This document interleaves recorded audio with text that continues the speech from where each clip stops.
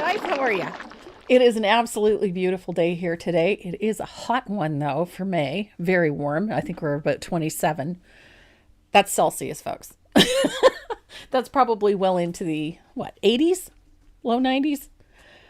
But yeah, it's a warm one today. Beautiful sunshiny day. Husband is out doing yard work. Renee and I are in here playing in the air conditioning. So, well, we'll just have to make sure that they have something cold to drink when they come in. We've got a lot to cover today. We're going to have a lot of fun. I really like this piece. I know that I said I was going to do something for Thanksgiving, but I had a complete block. I had 1,000,001 ideas. Do you think I could get any of them out of my head and onto a surface? No, of course not. So that's why I posted earlier in the week, what would you like to see? Trying to give me some ideas of what I could run with. And so many of you asked for something beachy or something a little different. And a few of you asked that, please, no flowers. Okay, no flowers. I think we'll lay off of flowers for a little bit. Kind of done a lot of flowers. I'm looking at the walls. I know, they're covered in flowers. Flowers, teacups. With summer coming, I think it'll be fun just to do something a little outside of the norm. Definitely without flowers. Well, maybe might sneak one or two in, but you know. I like painting flowers. So we're going to do Let Your Light Shine today. I really love lighthouses. I have an obsession with lighthouses. We could call it that. Anything to do with the sea or the beach or anywhere near the coast, and I'm all over it like white on rice. I absolutely love going next to the sea. It's my favorite place. And I think we have probably located and taken pictures of every single lighthouse in the province of New Brunswick at this point.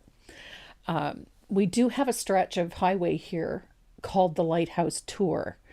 And there's signs marking all over the place when you're driving along the highway. If there's a lighthouse nearby, then it'll give you directions so that you can turn off and go check out the local lighthouse. One of my favorites is at Greens Point, New Brunswick. It's a little tiny village on the south shore of New Brunswick facing out into the Bay of Fundy. It's an absolutely ethereal spot. You can stand there and look out into the North Atlantic. It is absolutely beautiful. And it's not a huge lighthouse. It's actually quite small. And it's also one of the oldest lighthouses on the New Brunswick coast. So I love going out there. This one reminds me a great deal of that lighthouse. And so, which was one of the reasons I went with this. I just changed up the color a little bit. The Greens Point Lighthouse is all white with a red top. This one is black and red with, I like the diagonal stripes on it. So I just used a little bit of creative option and made this one my own. So we're going to have a little fun with that. When I was painting this piece, I really whoopsied on the background. It was supposed to have a lot more going on back there than shows up in the camera. You can see it faintly, but I kind of overworked mine and ended up burying a lot of it. So we're going to talk about that, show you how I did the background. You can overwork it if you want to. If you don't like all of that busy stuff in the background, you don't have to do it. But I rather liked it, and then I ended up overworking it, and then I got this. I'm not disappointed. I do like this piece. I just wish that I could see more of the stuff that I put in the background. So that is our mission today, is to paint that wonderful lighthouse. I have a couple of things right off the bat. Kathy Reinheimer had sent me a message this week. And I thought this was really sweet of her. She sent me a lovely little thank you, but she asked me a question. She wanted to know if I had a source for 3x3 canvases. That's those little small ones. A lot of people really love painting those miniatures, and they are sometimes really hard to locate. So I did find you, Kathy, a few sources. And in particular, Michaels.com actually has them in bundles. You can order them. I believe there's 6 or 8 in a package or 4 in a package. You can get them in various sizes. You can order through Michaels.com has them. Amazon.com also has lots of them. Just type 3x3 canvas into the Amazon.com search engine and all kinds of options will come up to you. But there's a couple of really great ones. There are 24 pieces in some of these packs, and they work out to about less than $1 a canvas. So that's a really great resource. Another one is Walmart.com. Surprisingly, I was very surprised to discover this, but they also have quite a few. And then one of my favorite sources inside the US is Jerry's Artorama. So go and check out Jerry's Artorama. If you're looking for fine art supplies, awesome supplier. And he also stocks those 3x3 canvases. So I hope that helps you. I did a little bit more digging. There's tons of sources. If you're Canadian, michaels.ca will have them. And amazon.ca also has them. Walmart.ca has them. And you can find them on Desserts.ca. They also have those wonderful little 3x3 canvases, and they're very reasonably priced. I was very pleasantly surprised to discover that. Were you obsessed? A little bit. A little bit. You know how I am. I get onto a tangent and I can't get off it for a while. And I got Happy Mail this week. More Happy Mail. I got more Happy Mail this week. I was so excited. I get really excited over things. I got a couple of cards this week. Just little notes, thank yous, and just little shout outs. And you guys. From? I got a couple. They're over there. They're over there. Where are they over there? Of course, they're way over there on my desk. But I will be sending out little thank you notes as well for that. So I greatly appreciate it when you send me off little notes and little cards. I love that. I keep them all. I keep a stack of them. I don't throw them out. I have this thing about them. I line them up, pin them on my board. They sit on my desk. I can't get rid of them. Which ones did you get?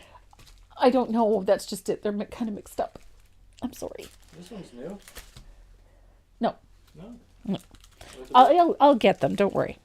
Anyway, so just to let you know how much I appreciate the notes and the little cards. It gets me right here, and I really do. I love getting them. That's very sweet. But this week, I got a goodie box from our Sandy. Miss Sandy's not with us today. She is off doing family stuff and spending time with her fam, and I think that's a wonderful thing. And she is taking a much and well-deserved break, so good for her. But she sent me out a box a couple of weeks ago because this is our Sandy. Sandy hit, and I know I'm probably going to get this wrong. I think they're called Dollar Tree. Dollar stores in the U.S. Some of them are called Dollar General. or Dollar General, something like that. Anyway, so Sandy hits those on a regular basis. So she sent me a bunch of really cute little wooden ornaments. So I've got a bunch of little, I think they're sea turtles, and there's starfish and mermaid tails. That's really cute. And then she found me some stamps while she was down there. This one, Dream Catchers on here. And then Crafter Square is what they're called. I think she gets these at her local dollar store. And they're beautiful stamps from a dollar store. I'm impressed. So that, and then she found me a couple on Amazon because she spoils me rotten. And of course, it's cancellation stamps. Cancellation stamps. And then some wonderful script stamps. Anything to do with script, lettering, text, cancellation stamps, I'm all over it. I love it. And then, of course, if it's got bugs on it, I have to have the bugs. Yeah. I like the bugs. Got cicadas. Cicadas. This is flippin' awesome. These are from Stampers Anonymous, and they're from the Tim Holtz collection. I love these. So we got bugs, and I got moths. I think these are moths. Yeah, they're moths. Look at this. Very, very cool. They're beautiful stamp sets. And then she gets me like the script stamps, so then I get really excited because these are really cool too. And then these vintage stamps here. So it was quite a nice little thing of Happy Mail. So Sandy, I know you're not watching, sweetheart, but you'll probably catch it later because I know you do that. And love you. Mwah. Thank you so much. Can't tell you how excited I am about these. Oh, Kelly Davis. It's pouring rain outside. Can't go outside. Oh, no. She can stay in and paint. Broken leg in 3 places. Oh, my goodness, Kelly. Can't go outside. Oh, no. Thank goodness for Tracy. Oh, my goodness. Well, I Don't hope need you to go outside. Oh, my goodness. I'm so sorry, Kelly. I hope you heal up really quick. But in the meantime, get yourself a nice fluffy pillow and a nice pat. Prop that sucker up and get ready to paint because we're going to have some fun today. Tea, coffee, relax. Yeah, whatever blows your hair back. Scotch. No, we're not Scotch. It's too early in the day. It's never too early for a good scotch. Yes, it is. Nope. Yeah, if you're me, it is. I don't know. No. The other thing that was in my goodie box, she sent me these. I love stencils, and I am particularly love me some Tim Holtz stencils because these are flipping awesome. Is that brocade? This one, I don't know what this one is, just like a vine. It's a mask type. It's a very cool one. And this one is houndstooth. Of course. Well, that's kind of cool. I really like that. Yeah. So I'm going to have a lot of fun. I have toys to play with. And today we're going to play with some stencils. We're going to play with some stamps and some glazing techniques. You're going to get your fingers dirty. We're going to work with some other stamps and stencils, and we're just going to have a relaxed and fun day painting this lighthouse. And if you guys are ready to get started. Whoa. What did I forget? What did I forget? Tombow? Oh my God, my shout out for the week. Hello. Tombow. Come on. I forgot about my shout out. I'm sorry. Our shout out for this week is tombowusa.com. I think you guys already know how much I love the Tombow products. They're phenomenal. One, they're affordable. They're not horribly overpriced. The quality is spot on. I've been really, really happy with everything that I've gotten from Tombow. I mean, really happy. They make great things, but I learned a little bit about Tombow. It's a Japanese company based in Japan. Wow. They are the oldest pencil manufacturer in Japan. Cool. Very cool. And so they, up until about 10, 15 years ago, they only made pencils. And they have gradually changed into making a whole bunch of other things. So they make watercolor markers, as you've seen. They make amazing watercolor markers. They make some beautiful alcohol ink markers. I have a set. I'm really excited about those. I get to play with those. And then they make great drawing pencils and drawing tools. They also make fabulous erasers. So my shout out for this week is tombowusa.com. So please go and check them out. They have lots of great products, lots of great educational material. Oh my God. Hello. How about that scotch? I'm thinking that at this point it might not be a bad idea. Educational. Oh. Educational. I'm going to start twitching here in a minute. That I can't believe I said that. Say. Yes. Yes, it does. Education. Oh my God. Gotta get me an education. Oh, Lord have mercy. I am so sorry. If you're interested at all in lettering, and I'm obsessed with lettering. I'm obsessed with lettering, as you know. Drink, Edward. I don't know where Edward is. If you're interested in learning to do any type of brush lettering, like the type that you do with these big soft brush markers and brush pens, Tombow USA has some really great tutorials on their website. They also have a ton of free downloads that you can download, practice charts on learning to do this type of lettering and calligraphy. It's a really great and really informative website, and I absolutely love their products. So much so, God help me, I brought some in and put some up on the website because I brought in my favorite products of theirs. I think you've heard me talk about this one before. This is the Tombow Mono. This is the graph pencil, the drawing pencil. I love this thing. It's a mechanical one. It's a 0.5 or 0.05, sorry. So it's a nice fine one. Great lead. The pen or the pencil is slightly weighted. When you shake it, you can feel that there's a weight in it. It's a very comfortable piece of equipment to work with. I use mine constantly. It's a great piece of kit. So we did bring in some of these. We brought them in a couple of different colors. We also brought in the Tombow 3-piece pencil sets, the professional grade pencil sets. We brought in a few of those. And the mono eraser. I love my mono eraser. Can you pass me one? Because mine is in the other dish. Or is it? No, it isn't. Never mind. I found it. You got it? This is a knock eraser. It works just like a mechanical pencil. It's fabulous for little details and whatnot. Love these things. And we brought those in, and we brought in the refills for it because they're fantastic. So if it's something that you're looking for, go and have a look on the website. And don't forget, there is a secret coupon code on the website. And if you're a member of our membership group, don't forget to use your monthly coupon code. So go and check them out. And then don't forget to go and check out tombowusa.com. You're going to love what you find there. It's a great website. So now, can we paint? There was actually one question here. Okay. In regards to colored pencils. Oh, okay. What do you use? Oh. All of them. All of them. No. And she has all of them. Well, not quite. I don't have the new Derwent ones yet. Yet. Colored pencils. You know what it is? It comes down to what your preference is. It also comes down to how heavy-handed you are. And I'm very heavy-handed. I have a set of the Faber-Castell Polychromos colored pencils. They're on the pricey side, but they are, the quality is second to none.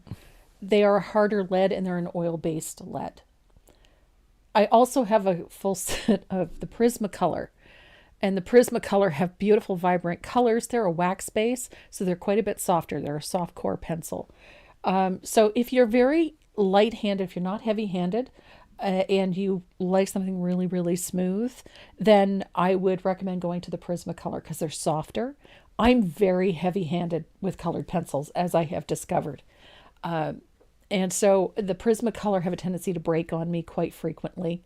And so I get very frustrated with that. So I tend to go back to my Polychromos because they're firmer. Having said that, I also have a set of Caran d'Ache Luminance pencils. Beautiful to work with. Very smooth, very creamy, brilliant color. Have excellent light fastness, as do the Polychromos. They have excellent light fastness. The Prismacolor, not quite as good as the other two, but close. The Caran d'Ache is a blend between wax and oil. There's a combination of the two. Again, I'm very heavy-handed. The Caran d'Ache are quite soft compared to the Prismacolor or to the Faber-Castell. So my personal preference, I'm a big fan of Faber-Castell. The Polychromos are I'm a huge fan. I do have a set of Derwent. I could go on. I have a number of sets of colored pencils. You have a Tombow set too. And I do have a Tombow set, a beautiful set of Tombow colored pencils. Also a wax base, they have a harder lead than the Prismacolor. The colors are gorgeous. I haven't worked with them enough to really discover what the light fastness is like, but I can tell you the colors are beautiful. And so is their packaging. Packaging is absolutely gorgeous.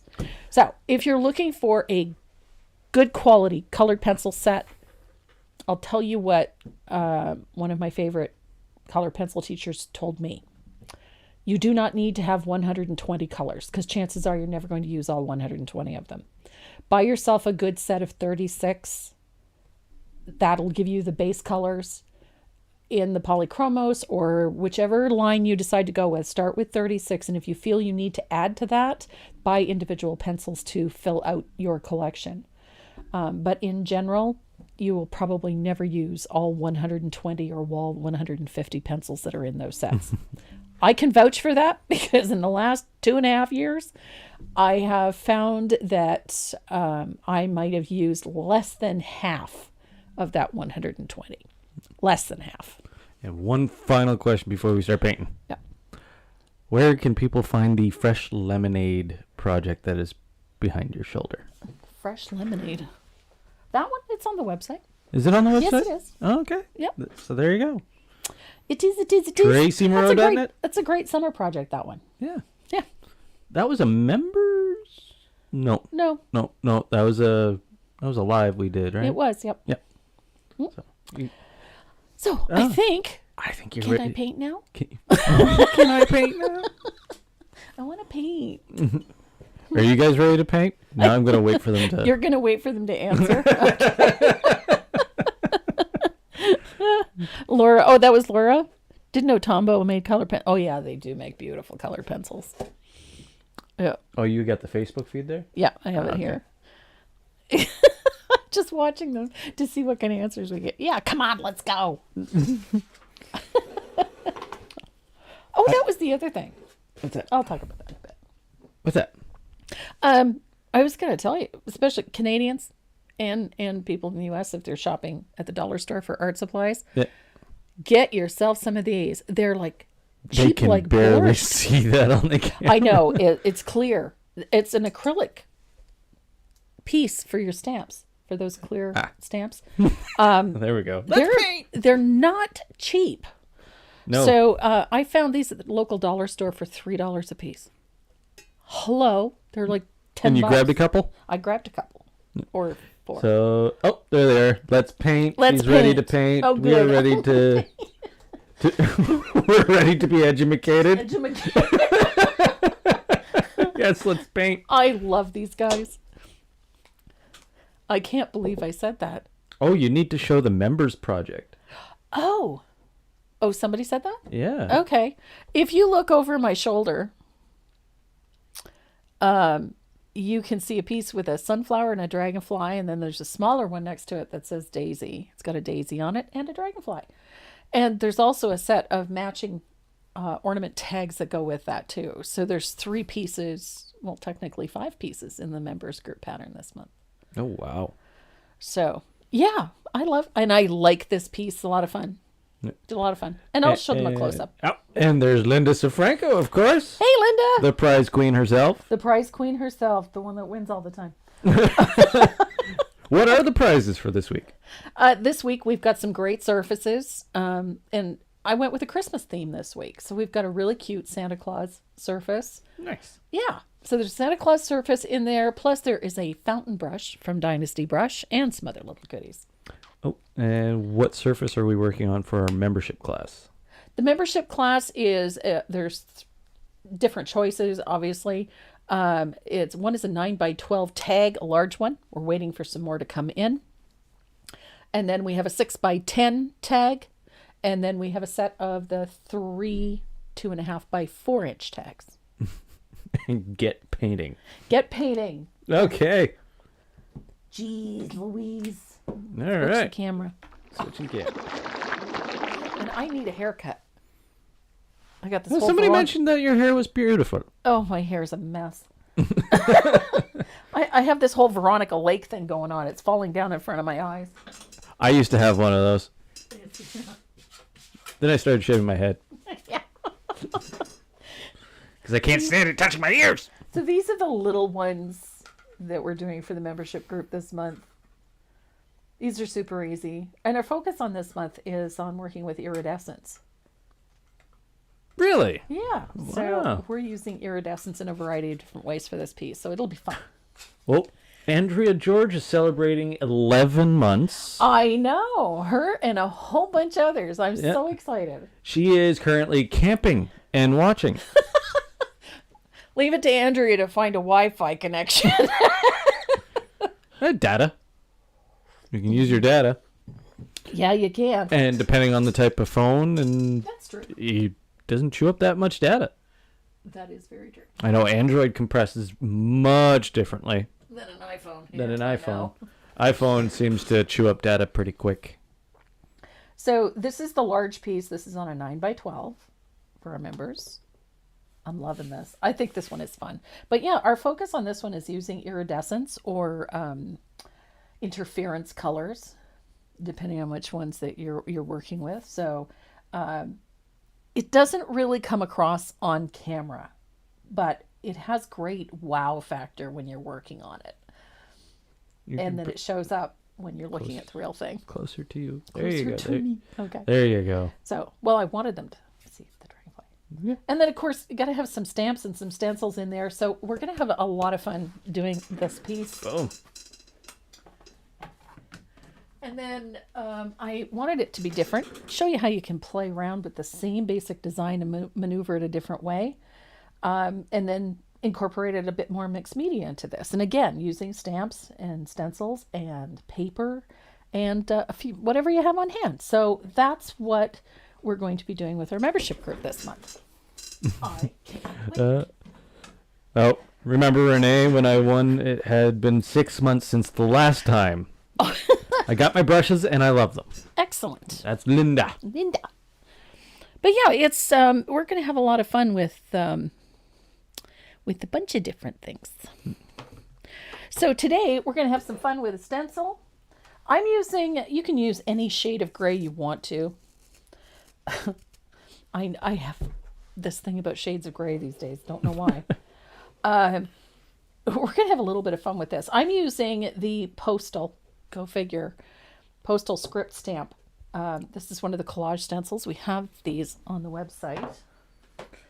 And they're also available from Cupboard Distributing. This is one of Chris Hoy's creations. I just love this stencil because it's got a postage cancellation stamp on it. How do you want to do the membership class this month? What do you mean? Because the 31st lands on a Tuesday. Oh yeah, the class is the week before. Is it going to be the week before? So the 24th. 24th, yeah. Okay. It's already up on the website. Oh, is it? Yeah. Oh, okay. Yeah, people were asking, so. Yep. And I didn't know if you were doing it for the 31st or... Yep, no, I went with the 24th. It's too tight. Yeah. So I'm using that postage script or postal script. I forget what it's actually called, but I love this stencil. I like that it's got sort of this indistinct writing in it. And I'm using a little bit of cobblestone or slate gray. I'm using cobblestone because I ran out of slate gray. How do you run out of gray? Okay. There's a... What? That's a weird career change. What's that? Laura is saying, your nails are so pretty. Oh, my nails are a mess. I did nails for years as my first career. Wow. And I went to become a mortician's assistant. I could see that transition. Yeah. Don't really need people skills, do you? Yes, you do. Well, you know what? Anybody that would take on that kind of work, that takes a special kind of person to do that kind of work. Yeah. They have to help a family cope. I think that microphone's too far away from you. Is it? I don't think you could paint like that, though. No. I can. I'd have to move the camera. It's all good. No, I'm going to adjust it for you. I think that type of work takes a special type of individual. Let me do see if I can't get to like...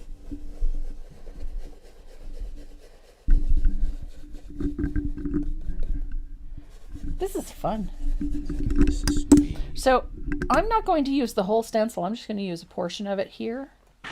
And then I'm going to move my stencil, turn my surface around. I'm going to put it the other way on the bottom.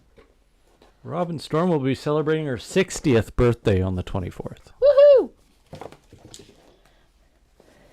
Do you really want to spend your birthday with us, or... Yeah, it's completely up to you. It's a milestone. That is a milestone. 60? The big 6-0. 60 is the new 40. It's the new 30s. Is it? Well, it's your second 30s. That's right. I'm getting there. Almost there. I'm almost there. I'm amazed, actually, that I've lived this long. Considering what my 20s were like, I'm amazed I'm making it this far. Considering what my 20s were like, I'm surprised I'm here. So, like I said, I'm not too worried about making this perfect. I'm just creating a little bit of pattern for the background in this particular case. And the word that night can be birthday. All right. Birthday. Hey guys, I keep saying I'm on the right side of the dirt. Yeah. But this will be a nice birthday with the membership class. Oh. If that's how you want to spend your birthday, fill your boots. Yep. Yeah. So, I've got pattern back there. Now on my surface back here, I've just got one coat of warm white. It didn't need to be absolutely perfect. I just put one coat in there. And then I used either that slate gray or gray sky, or in this case, cobblestone to stencil with. Now I'm going to change my stencil up. You can use whatever you want. When I did the first one, I used this one with the flutterby in it. I really like this pattern. But then, of course, you can tell that I pretty much overworked it and buried everything. So it happens. So I didn't end up where I initially wanted to end up, but I'm not disappointed with where I ended up. So it's all good. That is the reason why we celebrate birthdays. Because it was the celebration of another year without dying. The fact that we're still here to celebrate it. Yeah, it's why we celebrated birthdays in the first place. Yep. Hey, another year and we didn't die of the plague. Hooray.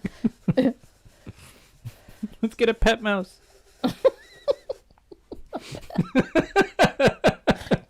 Pet rat. Pet rat. Yeah. Too funny. So, I kind of like that butterfly right there. I had to really fight the urge not to put butterflies all over this.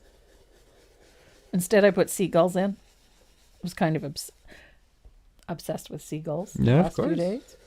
Edward. Is that Edward? No, I haven't seen Edward yet. He must be busy. Well, you know what? It's spring. People are working in their garden, doing stuff. So I think I've got enough on there. Yeah, I'm happy with that. I know it looks like quite a bit going on back there. But you can quite honestly, you could put anything back there. So if you don't have that postal one, I mean, grab one of these ones. Any one of those collage stencils would work for this. It's just creating a little bit of background texture back there. And then I really like my stamping. I'm not going to use the word that I wanted to, but I'm going to grab my cancellation stamp and I'm going to tuck a couple in here and there just because I can. And then from one of my new sets, I got another one a little bit bigger. So I want to tuck one of those in a few places because, I can. Lucy says it's hard to believe that we're considered seniors. I refuse to grow up. I know. But you know what? I think some of us hit that point where the body is willing, the spirit is willing, but the body's going, what is wrong with you? Yep. And you don't have to be pushing 60 to feel that way. What? Pass on the pet rat. What? Yes, Rats make great pets. They do make great pets. I will say domesticated rats make great pets. There you go. Don't go out to the farm and grab a rat out of the wild because they won't like that. No. So I'm going to dry this real quick. And the fun part is I can come back in with stamps later. It's just paint. So I've got two colors to use on this piece. I've got a little bit of Bahama Blue because I love that color. And a little bit of warm white. And we're going to start with the warm white. And I'm going to thin this out drastically. I just want to make a wash out of this. So I'm going to grab my fugly brush and a lot of water. Lots and lots of water.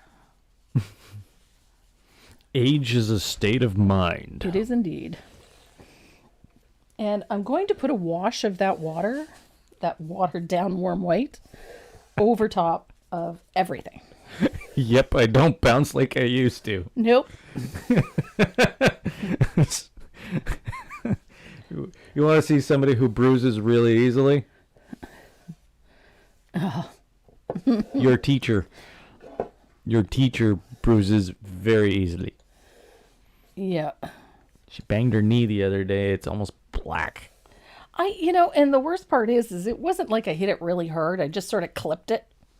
But I must have hit it in just the right spot because it turned like black and blue almost instantly. It actually looks better today. No, does it? It did yesterday. Yeah. Yesterday it was just like, my God. Like Dad's foot? Yes. Okay, so your father sprains his ankle and what is he doing? He sprained his ankle a week ago. What is he doing? I know. He is out I know. loading topsoil I know. onto the yard. After what we told him to do, Yeah. that doesn't fit well with him, so... No. So, yeah, so he's outside, messed up ankle. And it's like 4 different colors at this point. He's got bruised toes and bruised ankle and Swollen ankle. and swollen ankle, and he's still out. Oh, I'm good. Doesn't hurt. He's actually got 2 compression socks on. I know. Yep. Because he's My stubborn. age is crazy, if it's a state of mind. Yep. Yep. That's an excellent point. So I've got 1 coat of warm white on there. I'm thinking I might do 1 more. See, this is me. I did this the other day. Oh, I'll do 2. Nope, not quite enough. I'll do a third. I did a third. It was too much. So I'm going to do 2 this time around. So I've got 2nd coat of that heavily thinned I gotta warm white. refresh the chat. This is the fun part about this. It's just, you go till you're happy. That's my rule of fun. Am I happy? Do I like it? Okay, I'm going to stop. There we go. So I've got 2 coats of that thinned warm white. It subdues this quite a lot. The really cool thing about this is you saw what we did with remember the Fleur de Printemps pattern? The tulips and whatnot. We used the paper in the background. You could use paper if you don't have all the stencils and the stamps. Yep. You could use a collage paper back there. It would work too.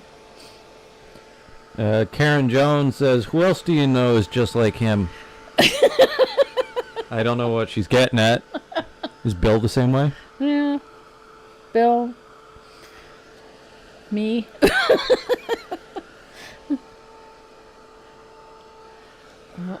Can you send Chuck here after he heals? My garden needs work. That's Terry. Yeah. Now, my darling husband. I'm 80 going on 40. Woohoo! Tracy, that is called stubborn. Yes. Oh, we know. Oh, believe me, we know. I'm the same way, though. It's genetic, I think. You get it from both It's sides. genetic. You get it from both sides, I'm afraid. I walked out of my knee surgery. Yeah. I got knee surgery and I walked out of the hospital the same day. After the doctor told me that you should have somebody come pick you up. No. No. I gotta go home. I got things to do. Yeah, it's genetic. And then I found out the hard way that because of the stupid thing you did, like walk out of the hospital after a knee surgery, you added 2-3 weeks on your recovery time. Yeah.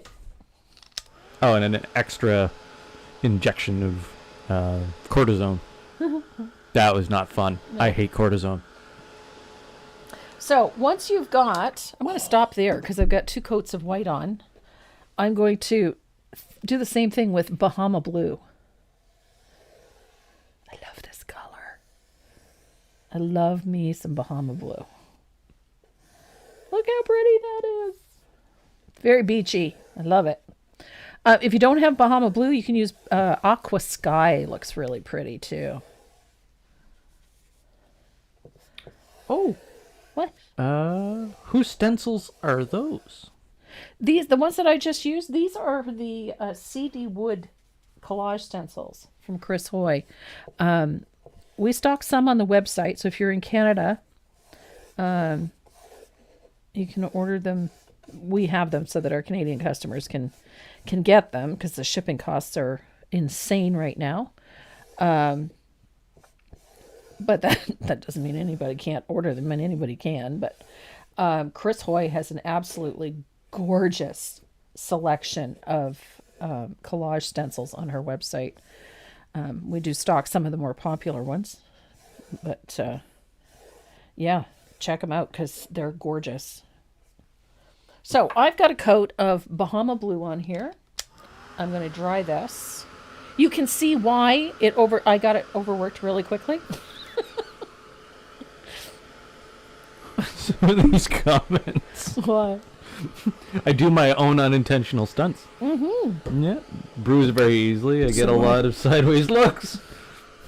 Yeah. I get quite a few of those too. Make sure your hubby didn't tear his Achilles. No, his Achilles is fine. My husband tore his and it took a year to heal.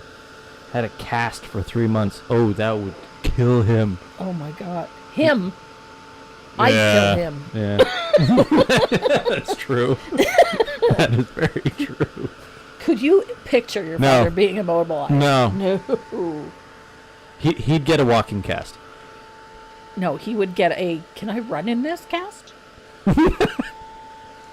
No. Vince sprains his ankle and has in one foot and has plantar fasciitis in the other foot. And he's grumbling because he wants to go for a run. Can't run because my ankle's broken. And my feet hurt. Yeah.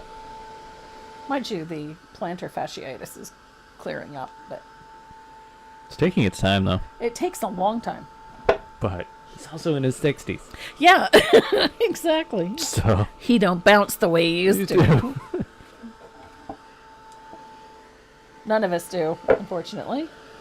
So, now you've got a couple of options at this point. I love Prussian blue for this. I love my Prussian blue. I like it because it's very, very dark and it's very, very transparent and I can have a lot of fun with it. And so I'm going to use this, if I can get it out of the bottle. sooner or later. Sooner or later. I'm going to grab a nice big angled shader here. If I can find one. I just ordered 5 more when I saw this project. Chris has them on her weekly sale, which ends Thursday. Yeah. Ooh. Get on it. Yep. Chris does a really cool thing. She does these Facebook sales. They're really neat. So I'm going to use a little bit of Prussian blue. I know it's hard to imagine that this is this, but we're going to get there. And I'm a little more heavy-handed with the blue this time around too than I was the last time. But I'm going to use a little bit of Prussian blue to darken the edges and kind of tone this a little bit. So I'm going to grab my angled shader and a little bit of Prussian blue. And again, this one's going to be thinned out. And I'm going to put some nice big watery floats around the outside edge of my piece, like so. Why so watery? Neatness does not count. Perfection is to be avoided at all costs. And the watery part is very important because that's going to let the color diffuse a little bit. Look at that. And then don't be shy.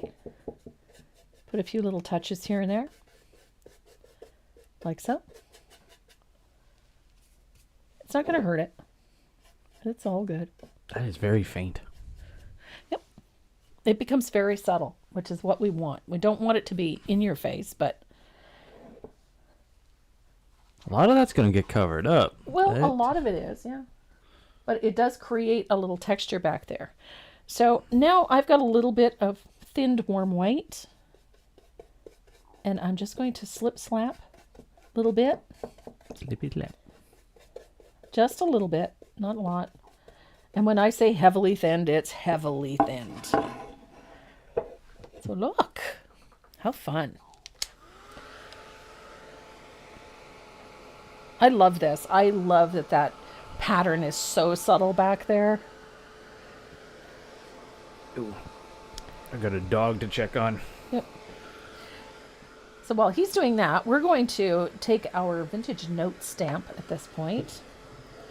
And we're going to add a little bit of that in here just to create a little more visual texture in there. I love how that Prussian blue is so subtle at the edges. It's not an in your face. So I've got my stamp pad. I'm going to, this is my vintage note. I'm going to just pick up a little bit of ink, and I'm going to put just some very light text in a few places. I don't want it everywhere, but I kind of like having a little bit, especially at those edges. You know, I'm not too worried with the bottom, but I kind of like having a little more script up there. And this just gives you more layers and a little more depth. I like it. So just like that, it kind of fills up a little of that negative space in there. And it is very light on camera, so I want to bring it up a little bit so you can see that it's a little darker, but not really, really strong. I'm not looking for perfection. I'm just looking for that little bit of texture, that little bit of movement in the background. So it doesn't have to be a ton, and it definitely doesn't need to be perfect. And I like it that way. So at this point, we're going to age the edges a little bit. And I'm going to do that with a little bit of asphaltum. Just a scooch. And I'm going to use that same big angled shader that I used the last time. I'm going to take a little water out of my brush though. And I'm going to, whoa, that brush's holding an awful lot of water. There we go. I'm just going to put a little bit of asphaltum at the edges, just like we did with the Prussian blue. I don't want a ton of it on there.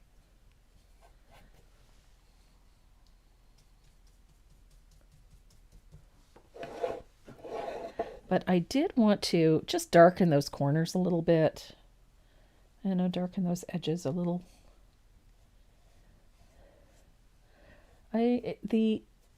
That little bit of asphaltum just does wonderful things for Prussian blue.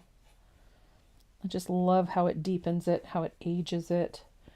Just gives it a, I don't know, just a nice look. So we're getting closer. So I'm going to dry that. Absolutely love this. Now in the pattern, I put 2 sets of line drawings. When I started this piece, I did not intend it to be on a small surface. That was not my intent. So there is a larger line drawing there, and you'll have to print it on an 8.5 by 14 on a big legal size if you want to do it in one shot. But if you need a smaller version, just use the 8.5 by 11. So I just thought it'd be best if I put both of them in. The larger one, I'm still going to paint, but I want to put it on one of those big mason jars. The big mason jar plaques that Chris Hoy has. I love, love, love that surface. The first one I did it with daisies and things like that. But I really wanted to do one with a lighthouse. I just think it'd be kind of neat to have that all enclosed inside a big mason jar. So the original design was designed for a much larger surface. And then I thought, you know what, I'm going to reduce this down so that I can put it onto a smaller surface easily so that you're not having to print it off on the big one and then reduce it and do it again. So I put it on an 8.5 by 11. And this fits beautifully on this surface. So my surface is nice and dry now. So we're going to trace and transfer our line drawing on. Now, as far as positioning goes, I came down about a 1/2 inch from the edge of the paper to the edge of the surface. About a 1/2 inch or so is about all you really need. And about 1 inch from this edge. I kind of wanted the E to be about 1/4 inch from the edge of the surface. So now I'm going to tape that in place, secure it really well with a piece of painter's tape, and we're going to use a ruler, my favorite ruler, my red gel pen, and we're going to use some gray graphite for this. If I can find my graphite. There it is. So I'm using a little piece of gray graphite for transferring this line drawing on. And I'm going to use my red gel pen.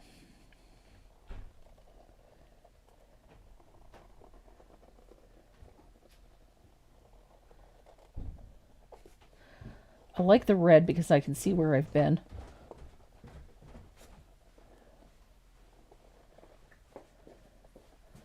And I'm going to use the ruler so that that lighthouse is nice and straight, that all those vertical lines that are supposed to be on there are going to be nice and straight. It is muy importante that everything be nice and straight.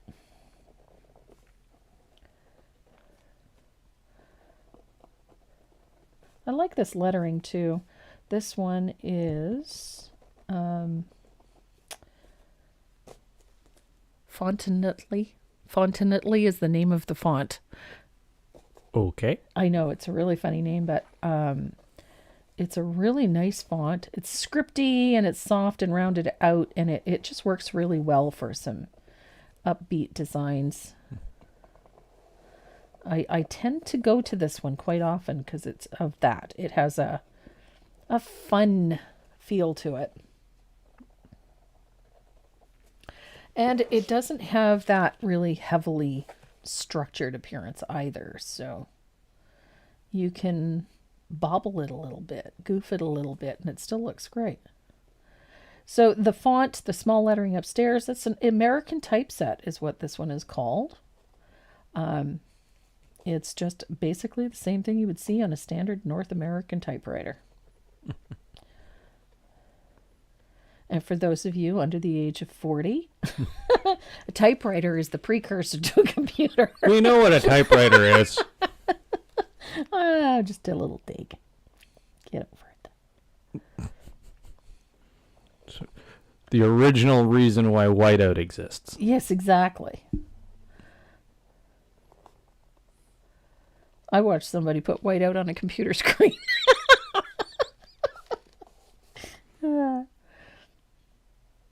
I thought it was funny. And it was very funny. We don't need whiteout anymore. We have a backspace button. I still get a kick out of the video of that museum. And it was showing all the different pieces of technology developed over the last century. Yeah. And in one of the showcases was a computer that I learned to use when I was in middle school. Yep. That made me feel old. Imagine how we feel. I know. But seeing something you used back in middle school now in a museum. Yeah. It kind of hurt. Yeah. Well, I have to laugh. No, I've used typewriters. I saw a display at the Chicago Museum, or at the Chicago airport, I should say, museum. They had set up a display and they had all these cases of things, technology through the years. And it started at 1960. I was born in 1963. And when I got to 1963 and it was showing all of these, these advents, got to remember the color television was new when I was a teenager, so yeah, some of the things they had in there, I kind of went, oh, really? These are considered vintage? Just like buying bell bottoms. I almost choked. I saw bell bottoms in a women's website, clothing website. You can buy bell bottoms. I took the very last typing class. Yeah, I remember that. In high school. The last time typing was actually a class. Yeah. Now it's not even part of the curriculum anymore because... Yeah. Well, because kids use computers at home. They're used to it. Yeah. And that was 2001? 2001. So I've got my birds. Now, this is the funny part about this design. I had originally intended that these would be butterflies, but I have an older design with a lighthouse in it that had butterflies on it, so I didn't want this to look exactly like that.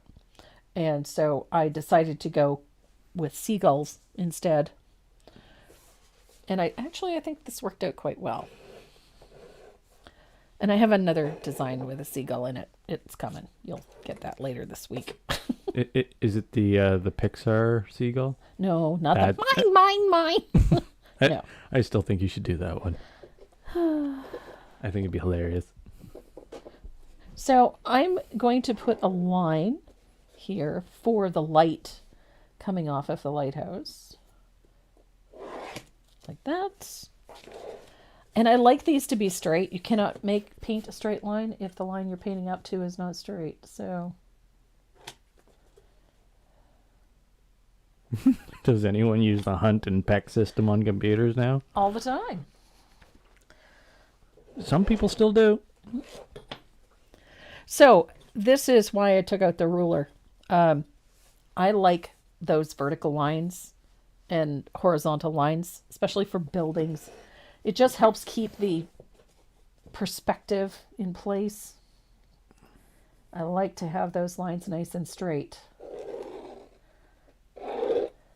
So, and the steel edge ruler I will always recommend over a plastic one, simply because the steel edge doesn't get as dinged up as the plastic ones do. Plastic has a tendency to chip over time, and so they never give you a nice straight line. They will give you a nice wobbly line, though. Was that your phone? Yeah, it was. Oh, okay. So any of those vertical and horizontal lines, wherever they need to be really straight, get that ruler out. It's just a little 6-inch. So it's easy to maneuver around a painted surface. Nice. I have a couple of 18-inch ones. I rarely use them because they're awkward when you're working on small surfaces. So I like the small one. It's just handy.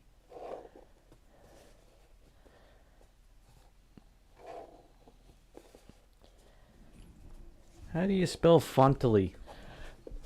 Is that what it... Fontanetly? How do you spell it? Oh. Font. F-O-N. Give me a second. How do you spell it? Now, give me a second. Fontanetly. Oh, what the... I did something. You did something. I broke it. You broke it? I am using the wrong mouse. That explains why. Hopefully I didn't screw anything up. You have too many mices on your desk. F. So yeah, all of those little straight lines, I much prefer to use a ruler. Never mind. Something is going on because every time I hit F, it goes full screen. Okay. See? Don't know what to tell you. I don't know. Fontanetly. Hang on. Stop it.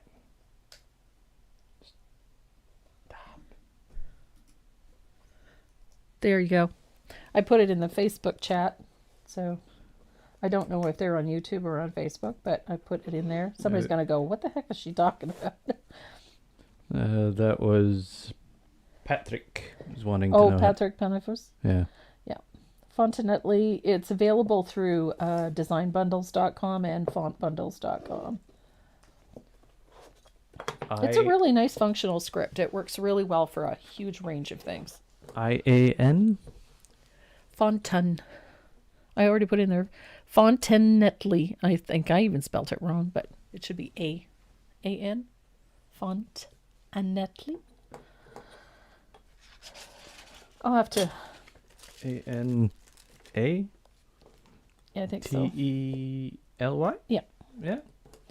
Sounds right. Close enough. That one. That one. It's a really handy font.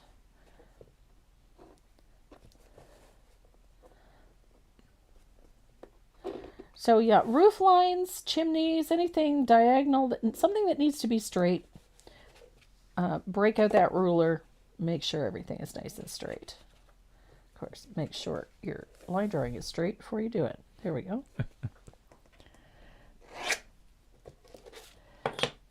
Okay. Is this the architecture of the lighthouse in your area of Canada? It's very similar, yes. This one is actually a combination of a variety of lighthouses. There's one in Oak Point. There's one in California that has the same style, but I think it's an all-white one. One of my favorite all-time lighthouses, there's one on Prince Edward Island. It's on West Point, I believe. It's on the western side of the island overlooking the Northumberland Strait. And it's a black and white square lighthouse.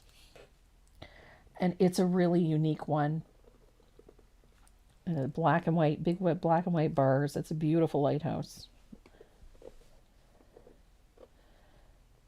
And over the years, from erosion and whatnot, the lighthouse, they keep moving it back from the shoreline because otherwise it would fall into the sea. There we go. Kind of like the lighthouse right on the river of Fredericton.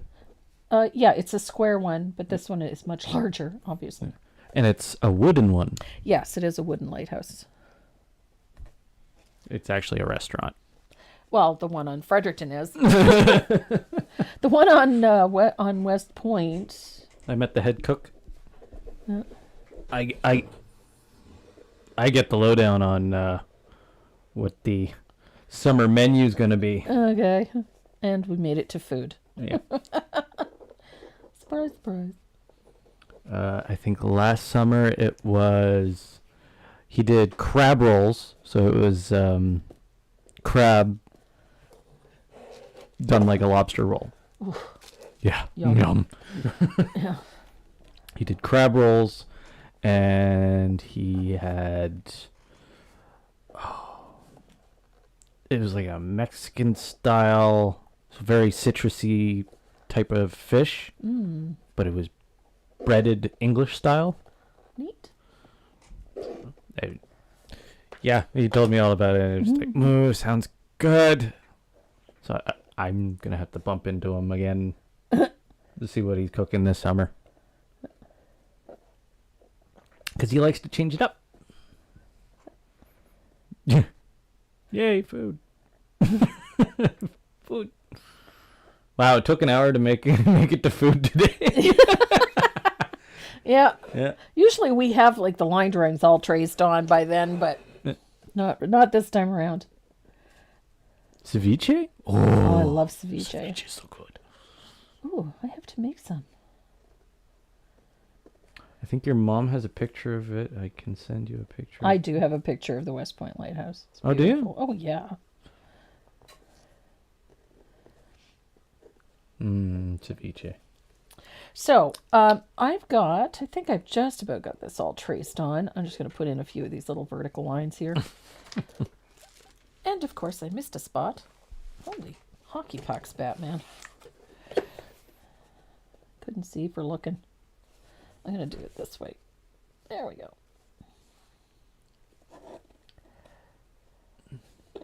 Yes, we do have a lighthouse-rich environment in this area.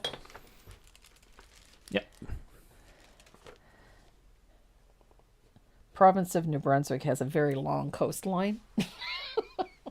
So All these discussions of seafood, and I'm one step closer to is going to a seafood restaurant. lobster season is either open or coming. Lobster season is not open yet. So it will be soon. Will Can't be wait. soon.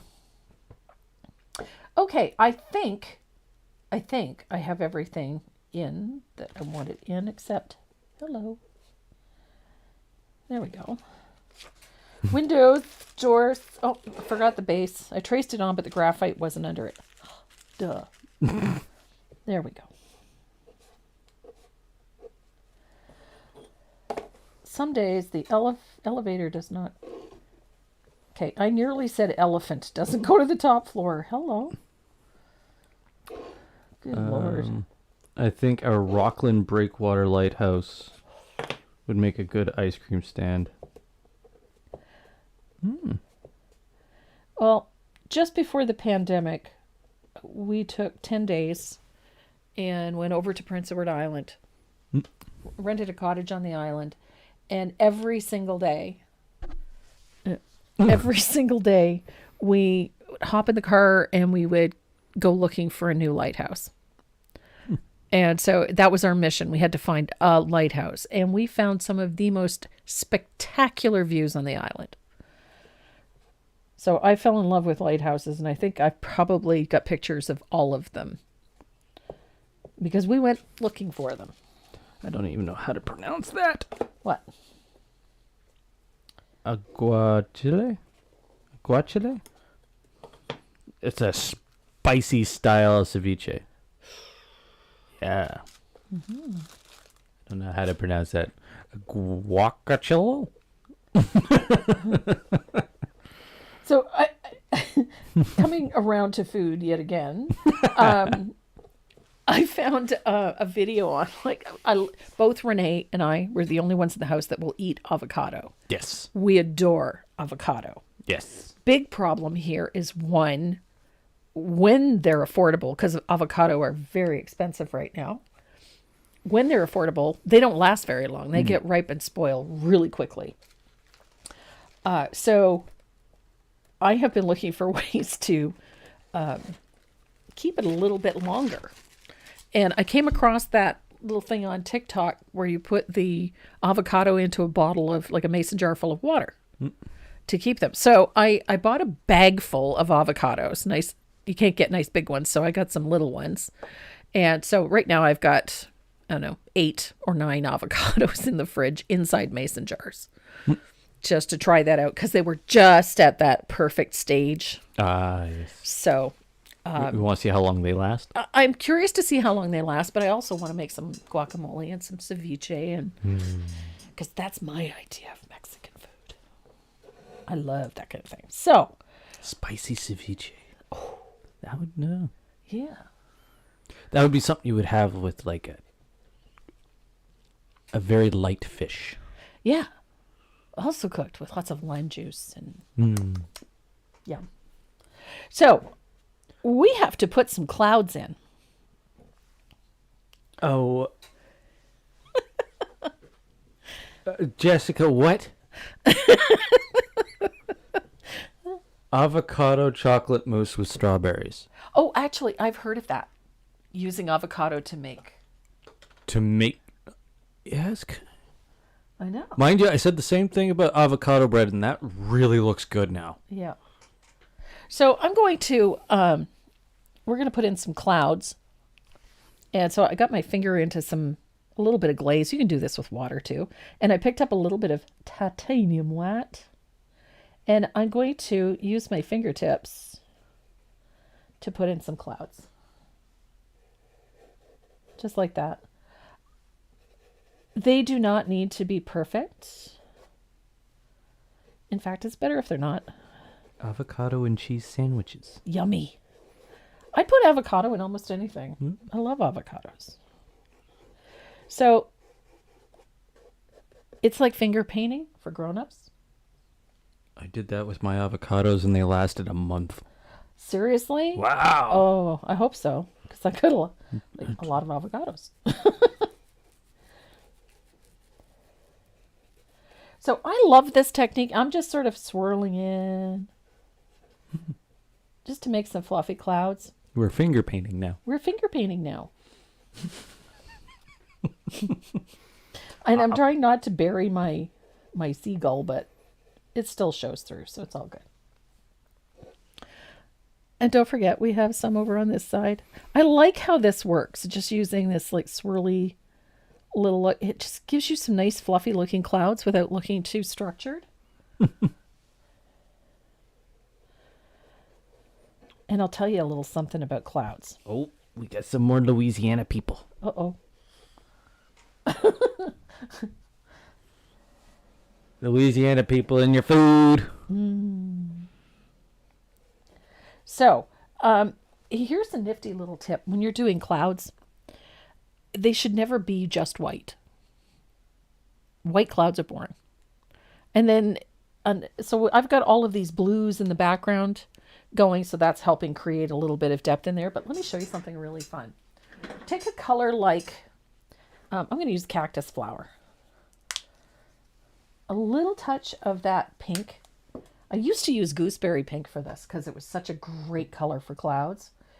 But I'm going to take that mixture of white and I'm picking up a little bit of that pink. And I'm just going to pop a little bit of it in. It's the Cajun invasion. I love it. So I'm just pulling a little of that vintage pink in. Just a little. You do not need a lot of it. But that little bit of pink does wonderful things for clouds. If you want your clouds to look really realistic, bring in a little bit of pink. It just gives you that warmth that the sun provides. Or you can do it with yellow, but I've always found that pink sort of gives you that late afternoon, early evening type clouds. So that little bit of rosiness in them. I just find it makes for some really nice clouds. We have a lot of lighthouses on the eastern shore of New Jersey. Yes. Yes, you do. Never been to New Jersey. I have several times. I love the people in New Jersey. You know what? I went to Orange, New Jersey. I had never been there before in my life. And they took such great care of me while I was there, and I had so much fun when I was with them. They were fantastic. I went to Jerry's Art Supply. Oh, yeah. In Orange, New Jersey. Awesome art supply store. If you are anywhere in New Jersey, you want to go check out a really great art supply store, you got to go to Jerry's. Fabulous. Is that where you met the very vocal cab driver?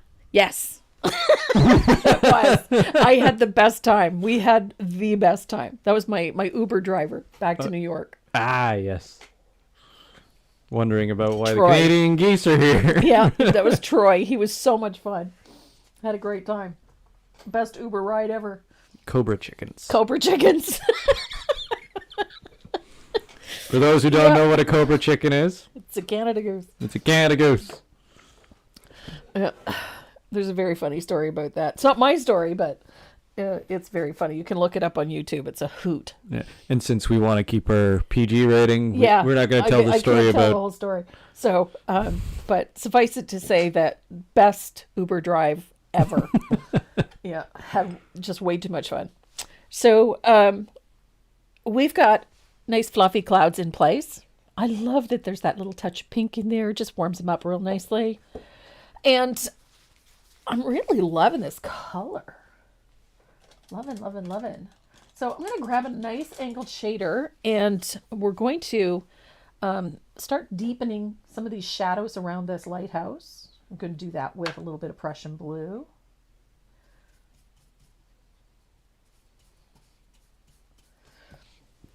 And this is your opportunity. I've thinned out this Prussian blue quite a bit. I will tell you this. You do not want this colorful strength because it is a strong color. Ugh. So I'm going to tuck a little bit of that Prussian blue in and around my lighthouse.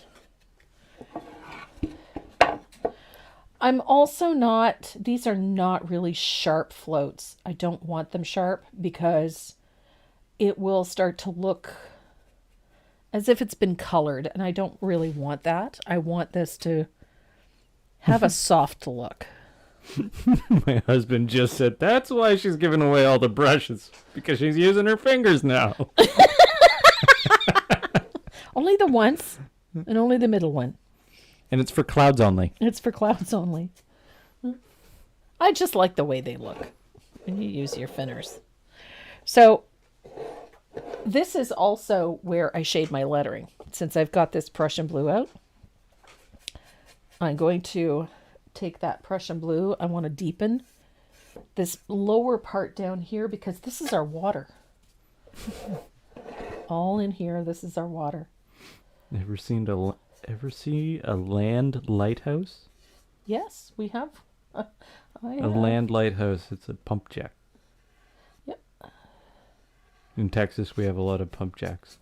Yeah. Yeah. I have them in Alberta. Yeah, you can't go through Alberta without seeing at least half a dozen. Yeah. Well, actually, you see quite a few of them in Saskatchewan too, but you see them from a longer way off. Yeah. Sorry. If you're from Saskatchewan, you know what I'm talking about. Yeah. Makes the drive from Brandon, Manitoba to Saskatoon quite entertaining, where you're going, hey, Yeah. I think I'll pull over and have a nap by that's coppa trees that's coming up. The copper trees. That coppa trees is 6 hours away. Damn it. Yeah. So I'm going to dry this. I've just put a wash of that Prussian blue where our water is going to be. And now we're going to take that Prussian blue. It's thin, thin, thin. I don't want this too strong. And we're going to put some shading on the right side of our letters, right here.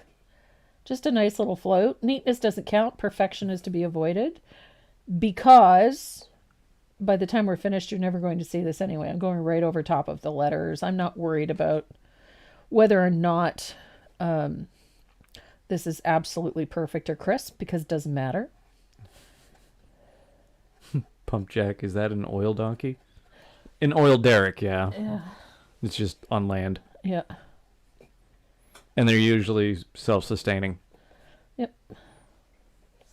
They're all by their lonesome out there. Just pumping oil away. Or water. Or natural gas. Yep. Or whatever it is they're supposed to be pumping. Mm. So I've got a little bit of Prussian blue in behind my lettering.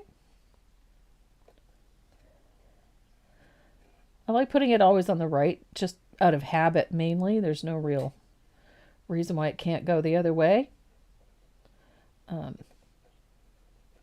There we go. So I've got that shadow in. Again, you'll notice I'm not really worrying about whether or not it's perfect or neat, because it doesn't matter at this point. So the minute we did all of that shading, look at those clouds. Poof, they popped right up. So now it's decision time when it comes to this lighthouse. I used red and black. If you prefer to do red and white or black and white or whatever you want to do, go ahead. It's not going to change anything. So you go right ahead and do whatever color choice you want in there. But I used red and white, and I used a country red for mine. Oh, maybe I didn't. Country red it is. So I'm going to alternate mine black and red. I'm going to find a nice little brush. So I'm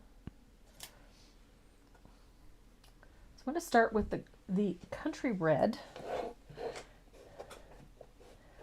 And I'm going to change up the pattern just slightly. I'm going to put my country red up top.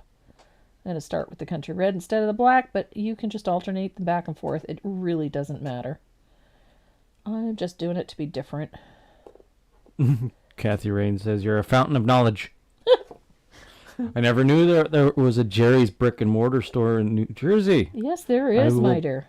Be planning a trip there, actually. Look. They're in Orange, New Jersey. It's a fabulous, fabulous store. I mean, they carry everything under the sun.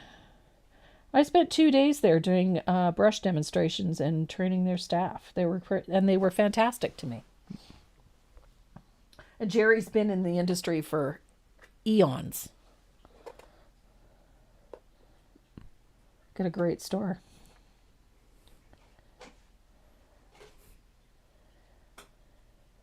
So, country red, alternating those stripes. Like I said, if you don't want to do the black, if you think it's too dark, go ahead, do another color. It's not going to hurt it. Yeah, nothing wrong with warm white. You know what? A red and white lighthouse would be traditional. Super pretty and very traditional. Nothing wrong with that. You could do like Prussian blue and white. You could whatever you want. It's your lighthouse. You do whatever you want. Well, the lighthouse that is on the river in Fredericton. Yeah. That is now a restaurant. Yep. Is actually painted with a special type of white paint. Yep.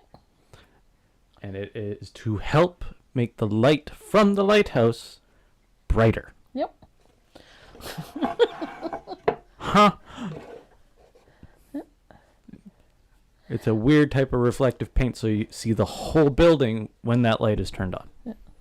We were on the south shore of Nova Scotia last year, or not last year, the year before we went to Prince Edward Island, so 2018. And of course, we went to Peggy's Cove. You cannot go to South Shore, Nova Scotia, and not go to Peggy's Cove. And we also went out to the Swiss Air Memorial, which is out there, which is just gorgeous, I might add. And then we tootled along the South Shore down towards Yarmouth. Went down to Lunenburg and Bridgewater in that area. And a few times we just sort of got off the beaten track and just tootled down some of these country roads along the shoreline. And we found some of the most amazing things.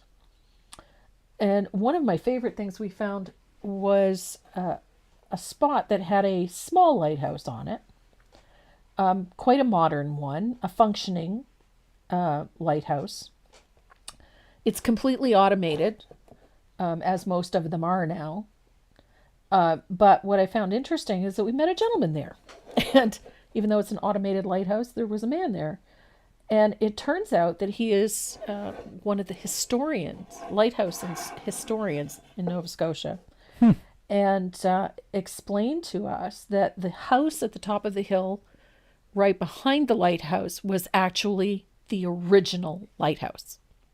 Oh, wow. They moved it to put in this smaller automated lighthouse, but the building itself still has the light, the whole 9 yards, but it's not a functioning lighthouse. It's actually a private residence now. Oh, cool. So, but absolutely beautiful. And the building was built in the mid 1800s.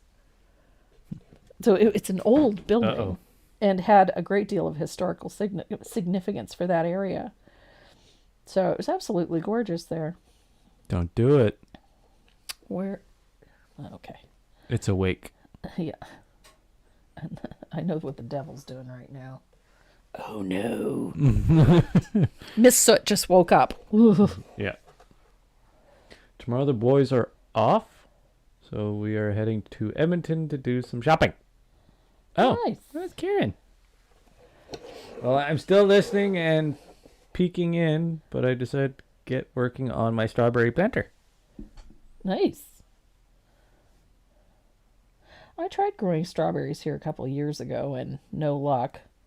Could not get them to grow, and then all of a sudden I've got wild strawberries growing all over the gravel pathway by the deck. Oh, yeah. I can't get rid of them now. Okay. I want strawberries. So I've got red stripes. And I've got some gray sky here. I think it's gray sky. Actually, it's going to be cobblestone because my gray sky is empty. So cobblestone it is. Is it a little darker or lighter? It's just, it's actually a different color. It's a little more brown than a gray, but that's okay. It will do the trick. It's close enough. So I'm going to base the top of this lighthouse. Gonna zoom in here in a second.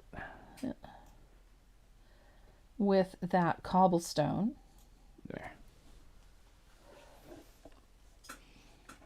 The roof of the lighthouse gets the same treatment.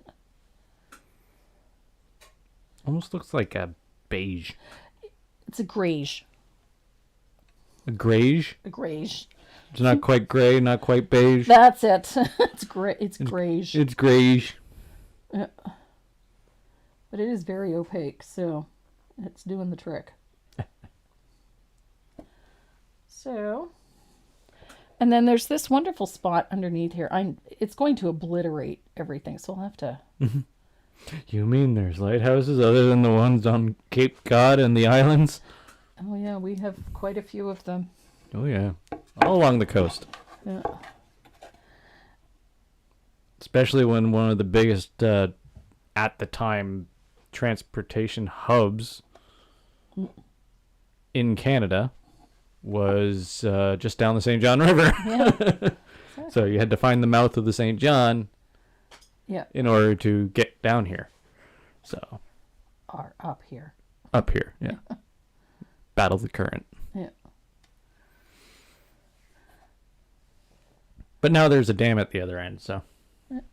It's all good. So I'm just using that cobblestone to base in the base of this lighthouse.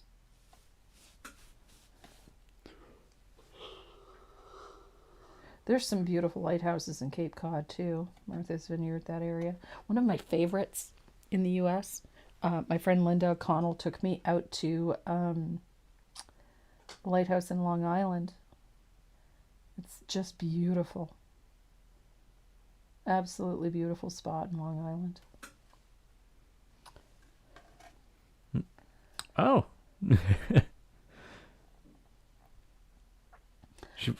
Patrick finds it strange that shops are still open on Sundays here in North America. Yeah.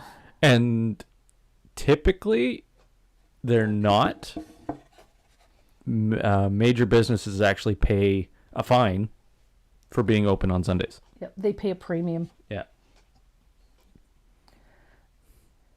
So. Or at least they do here. I don't know about in the U.S. Yeah.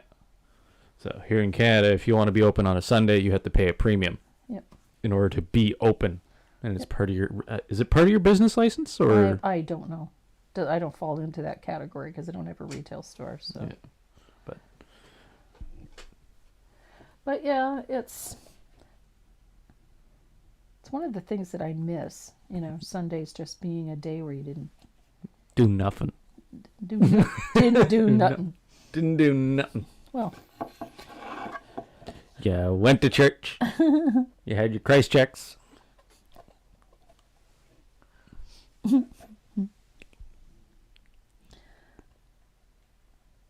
Okay, I'm almost there.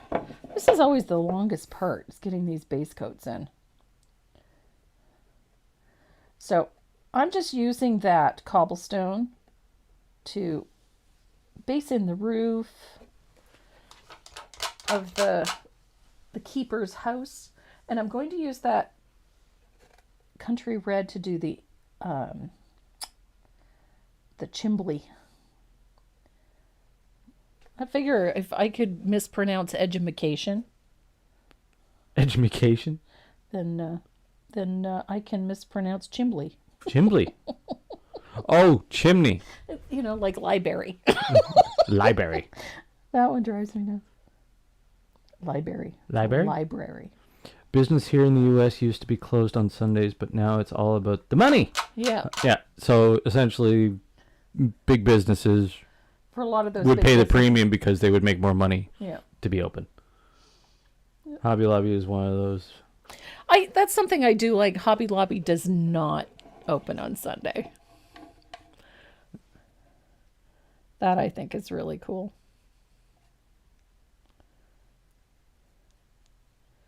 Okay. Guess we'll have to paint instead. Yeah, exactly. Take the day. So the light coming off of the lighthouse is heavily thinned warm white. Remember what we did for the background? We're going to do the same thing to that lettering, or to that band of light coming off the lighthouse. Right up to the lighthouse. It's just a wash of warm white. You can put it in now because it's not so heavy that you're going to obliterate that lettering, but it's just a wash, like so. And we're going to let that dry. Ta-da! Now I'm debating, do I do white stripes or black or blue? Chick-fil-A is closed on Sunday? Yeah, some Chick-fil-A's are. When I worked in Southern California in '99, my first visit to a store on Sunday made me feel ill. There's just something wrong about it. When I was growing up, nothing was open on Sundays. Or a little at ease. Yeah. Ill at ease, yeah. Ill at ease? Yeah. Oh, I didn't see that part. Blue is pretty. Okay. So I've got red. You know what? White is going to be really, I'd have to put too many coats on. So I'm going to paint in the light on my lighthouse here with some warm white.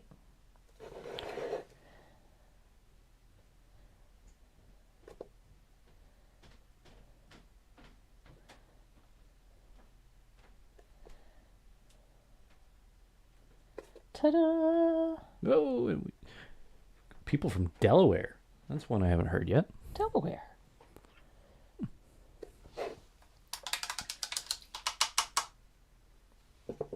So I'm going to do mine in black just because it's going to be easier to cover. Because we're going to do our black on, oh my gosh. I'm going to get some black paint. It's black paint. What? Apparently in New England, it is illegal to sell hosiery on Sundays. Well, it's illegal in Nova Scotia to open an umbrella on a sunny day. Yeah. Yeah. You know? Yeah. It's also illegal in Fredericton to park your horse next to the bakery. Yeah. I know, there's some really strange bylaws. So I'm going to use black. Hi, Soot. Don't. Really?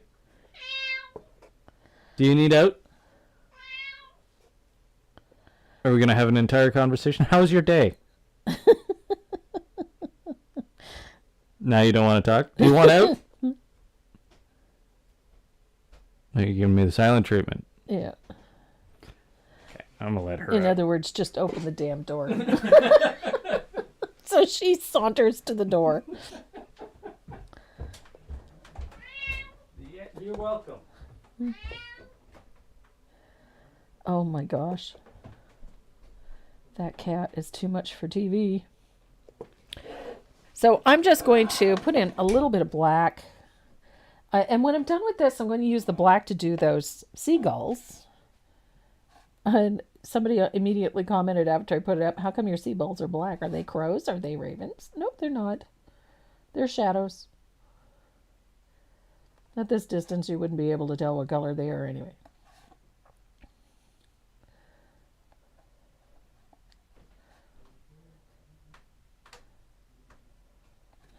So I kind of like the black stripes. It's a little bold, kind of in your face.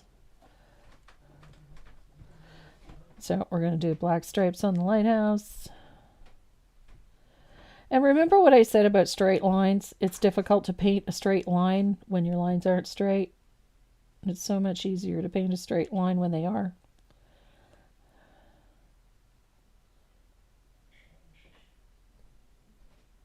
Just like that. And I think I may have overshot the runway a little bit here. Yeah, I did. That's okay. I'll fix it.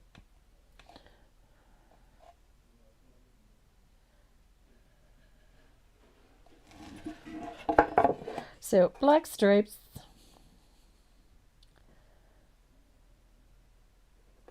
I love living on the East Coast, especially in the summertime. We'd take little day trips and go down to the South Shore, go up to the North Shore. We've been out to the lighthouse at the northernmost point of Miscou Island, which is a small island off the northeastern coast of New Brunswick. So you're looking out into, past the Gaspé and out into the North Atlantic, into the Bay of Chaleur. So it's a beautiful, beautiful spot. Kind of wild. The waves are insane.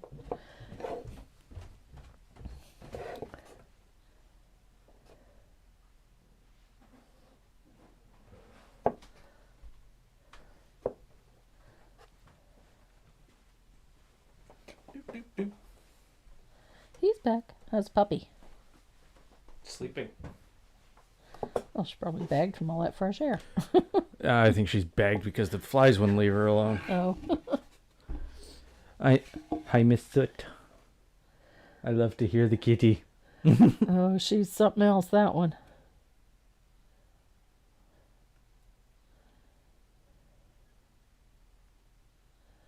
She needs her own YouTube channel. Oh. You wouldn't hear the end of it. She's a diva now. No.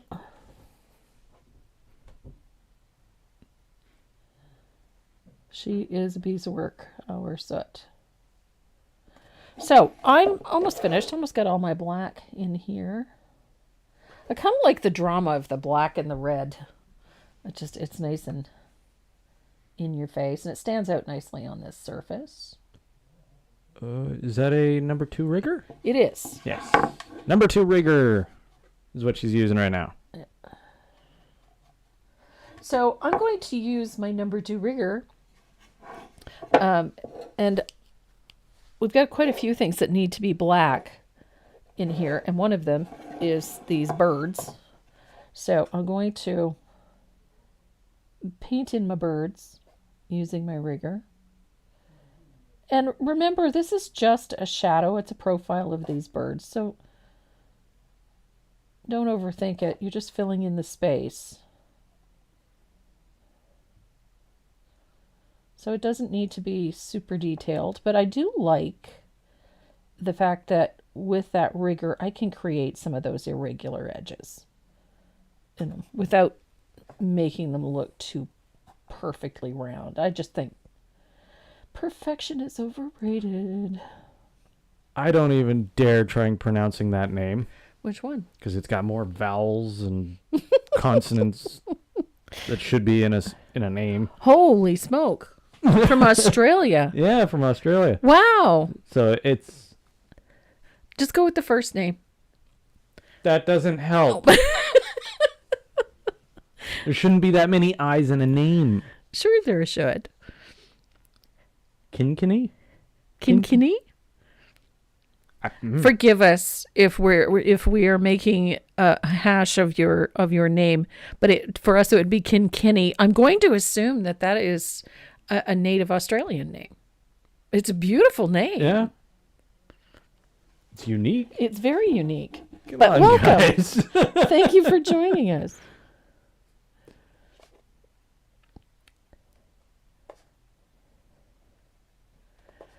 Kinkini? Kinkini. I think that's pretty, actually. It's very pretty.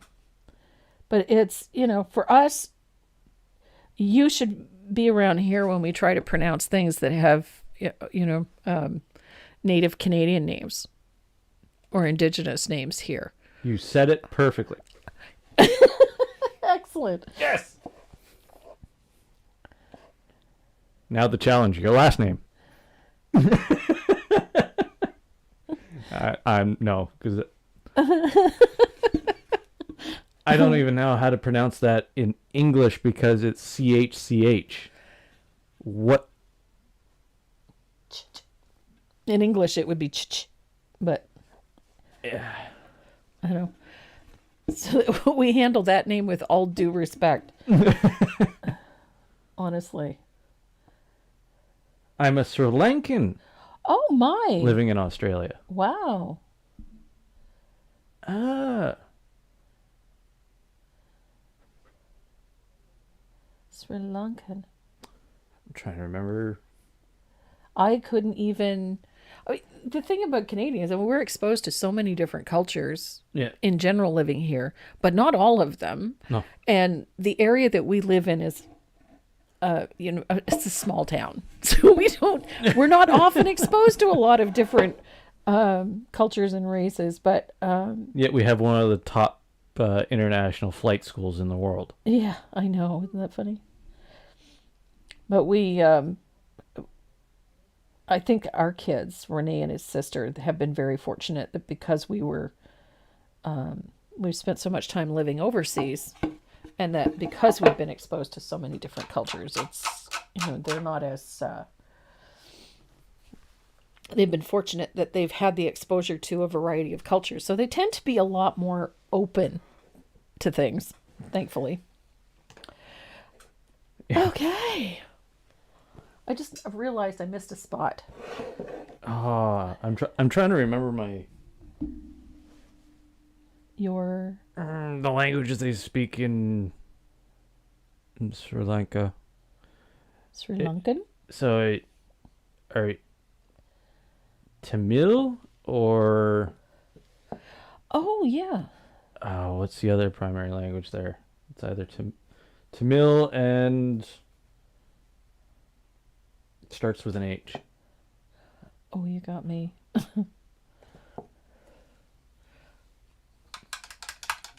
Sinhalese? Sinhalese. Wow. Wow. Okay. Okay, that's a new one for me. So I have...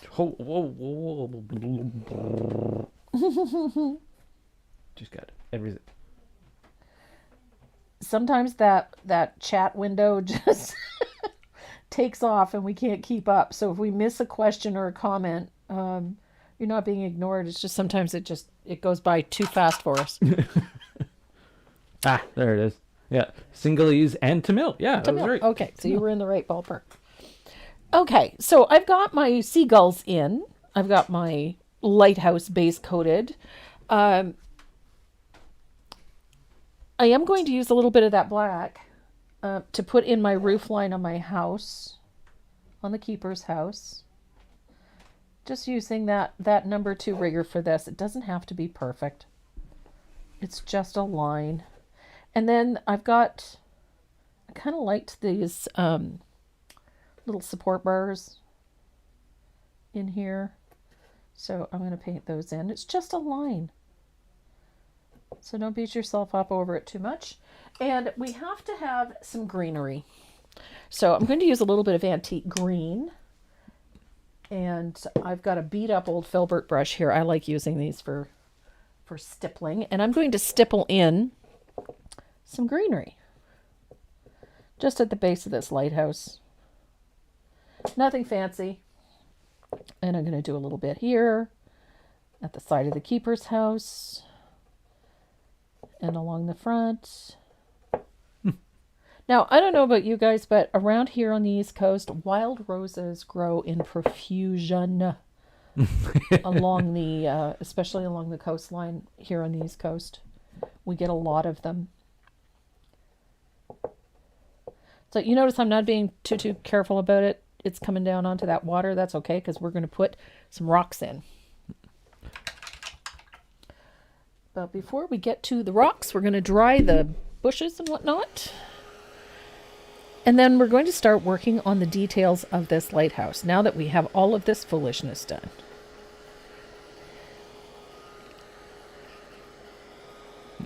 Now, I've been lucky that I had the chance to travel. And experience a lot of these different cultures. I've been places. I've been to one country in Africa, but it wasn't there to be cultured.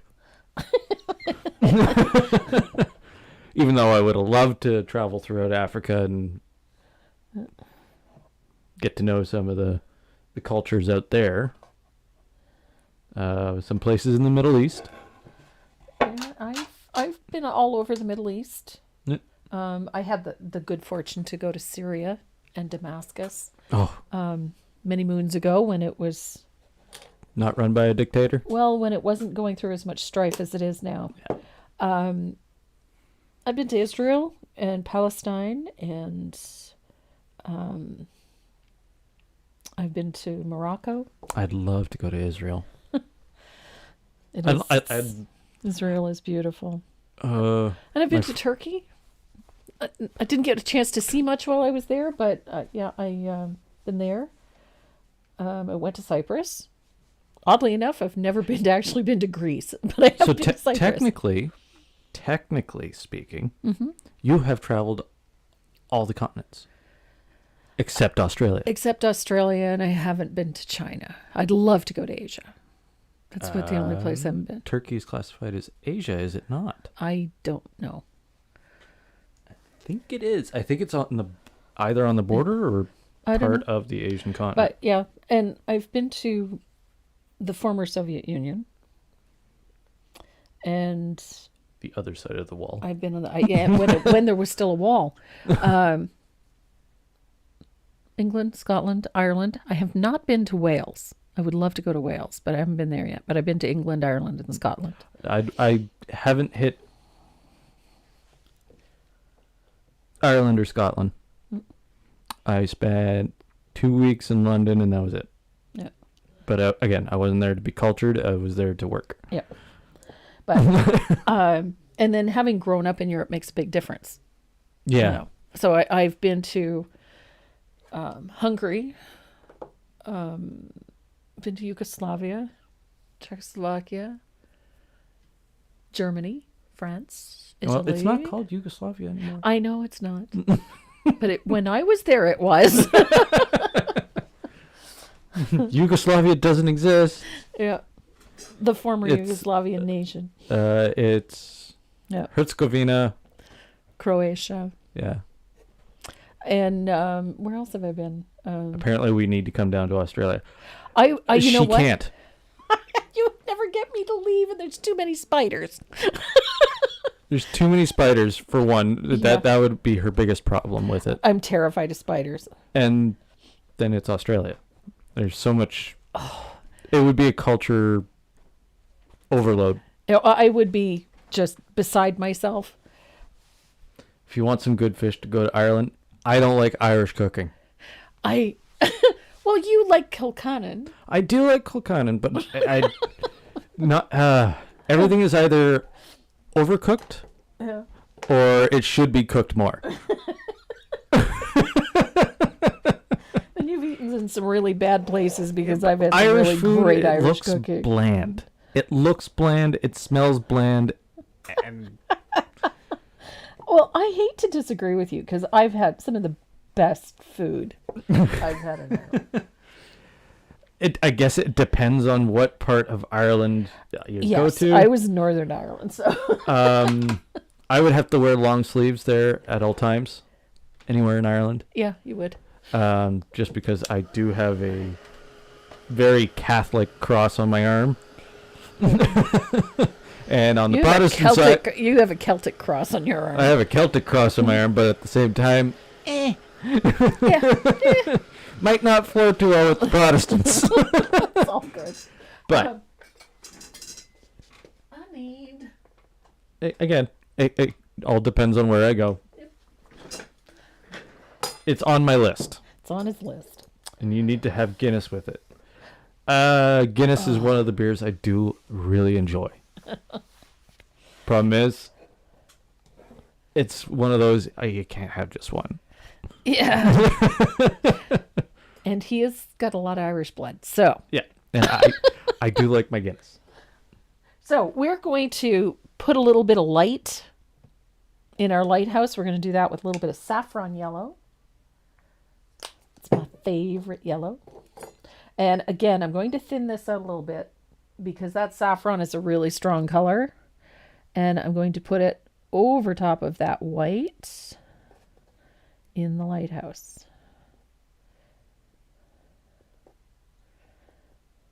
And then that saffron yellow that I've got, I'm going to put a little bit of white into it because I need it to be more of a sunny yellow, a little more opaque. And then we're going to put a wash of that over top of that white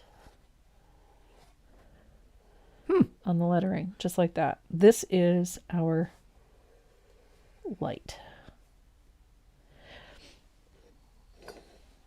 And I'm going to do that on both sides. So I've just added a little touch of warm white just to make it a little softer. And there is our light. I'm going to have to do that again right there because I missed a spot. Okay, so Turkey Yeah, is technically an Asian country technically. because the majority of Turkey falls within the Asian continent. Okay. However, there is a portion that is still part of the European continent. Yes. But it is classified as a Middle Eastern country. Yeah. Well, and I was in Istanbul, so that would put it in the European. No, that would put you in the Asian side. Really? Yeah. Okay. The majority of the country is in Asia. Cool. I didn't know that.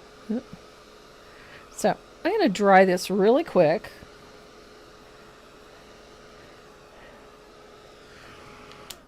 Holy, 85 million people live there. Yeah, it's a big country. Well, it's a big population.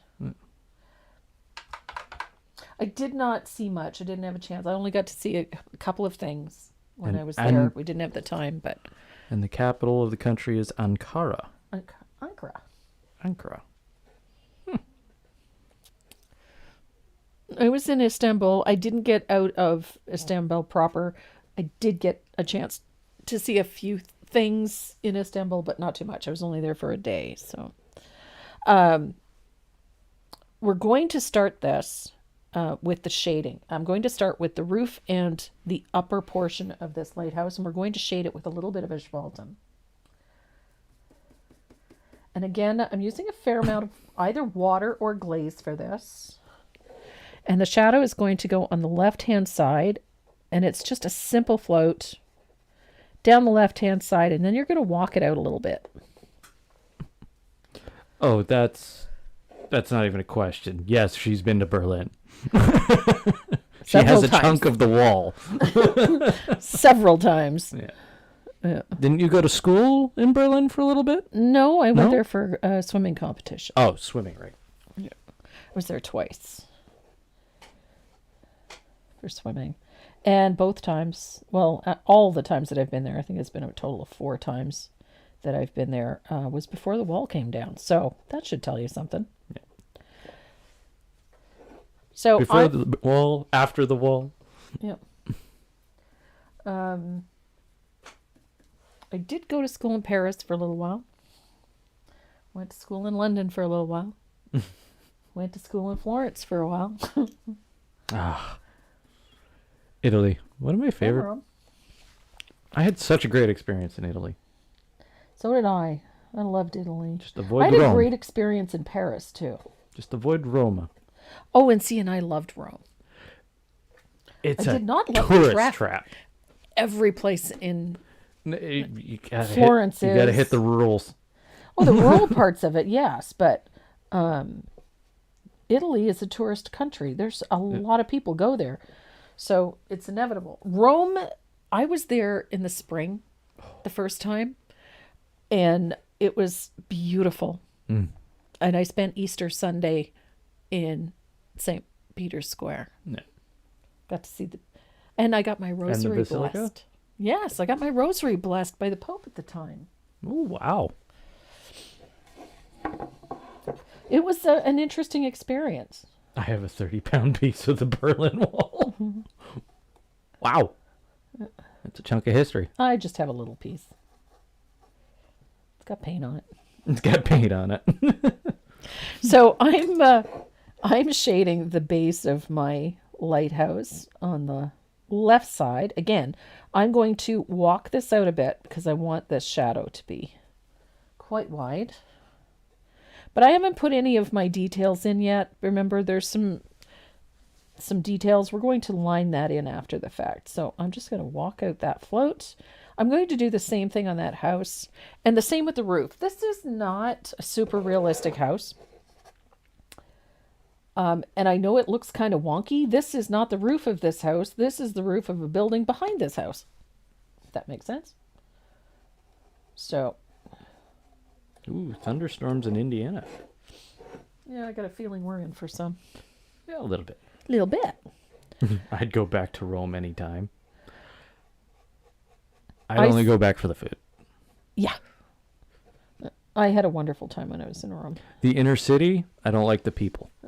They're busy. They're busy. But And they're just working. It's hectic. how do I say this? Busy Italians are rude. Yeah. Well, they're rude by our standards. By our standards, yes. Yeah. However, when they're not working, Yeah. They're wonderful. they're wonderful people. Yeah. So when they're busy, they got things to do. Yeah. So we're going to put in some rocks. With what? And I'm using a little bit of crackle paste, but if you don't have any crackle paste, you can use gesso for this.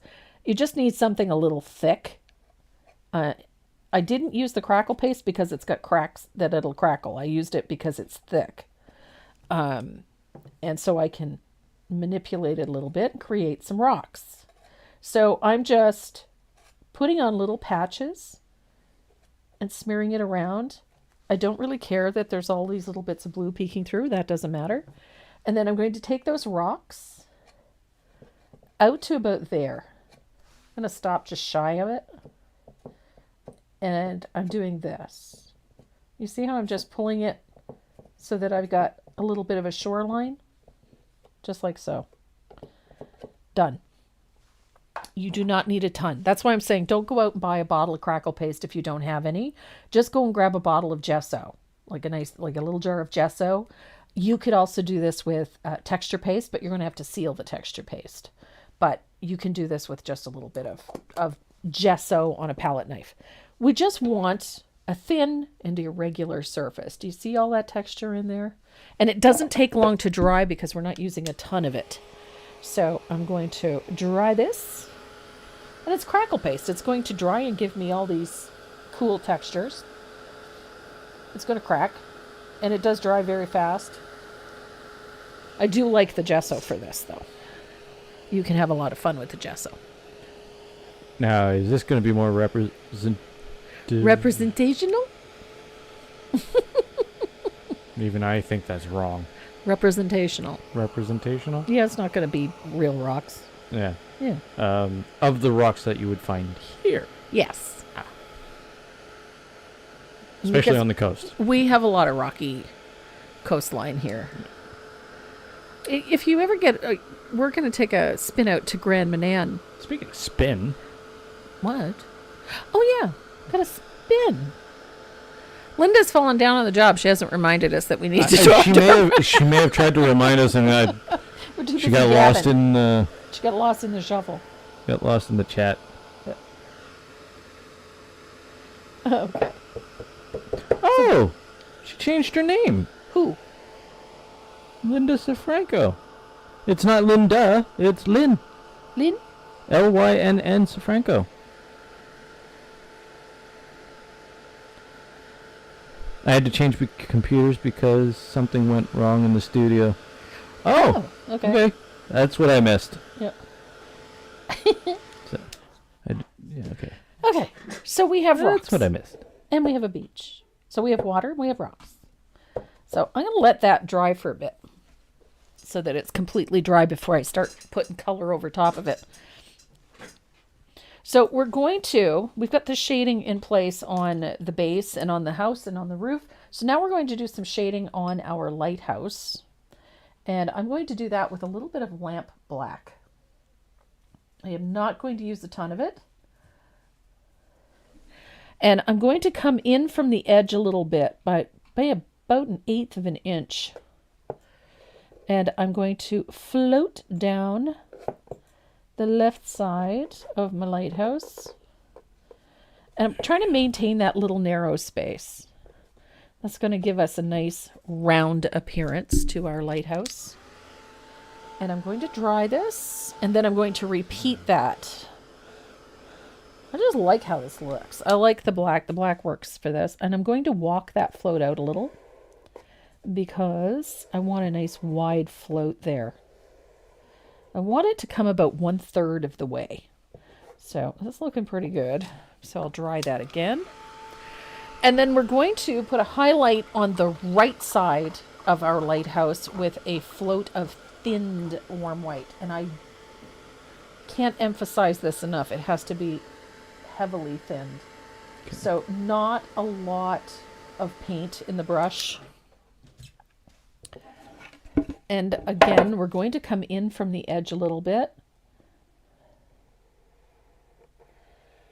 Comme ça. Whoops. It really pops out on the black. Yeah. That's why you don't want this color to be full strength, because otherwise it just looks like a stripe. And we don't want that. And I've got a halo forming right there. The reason for that is 1, I over thinned my paint. And 2, my surface is still hot from the heat gun. Does that give her 2 names on the wheel? No. No, because she's only signed into 1 account. There we go. So. Renee, think Dawn. Think Dawn. Okay. I gotta switch cameras.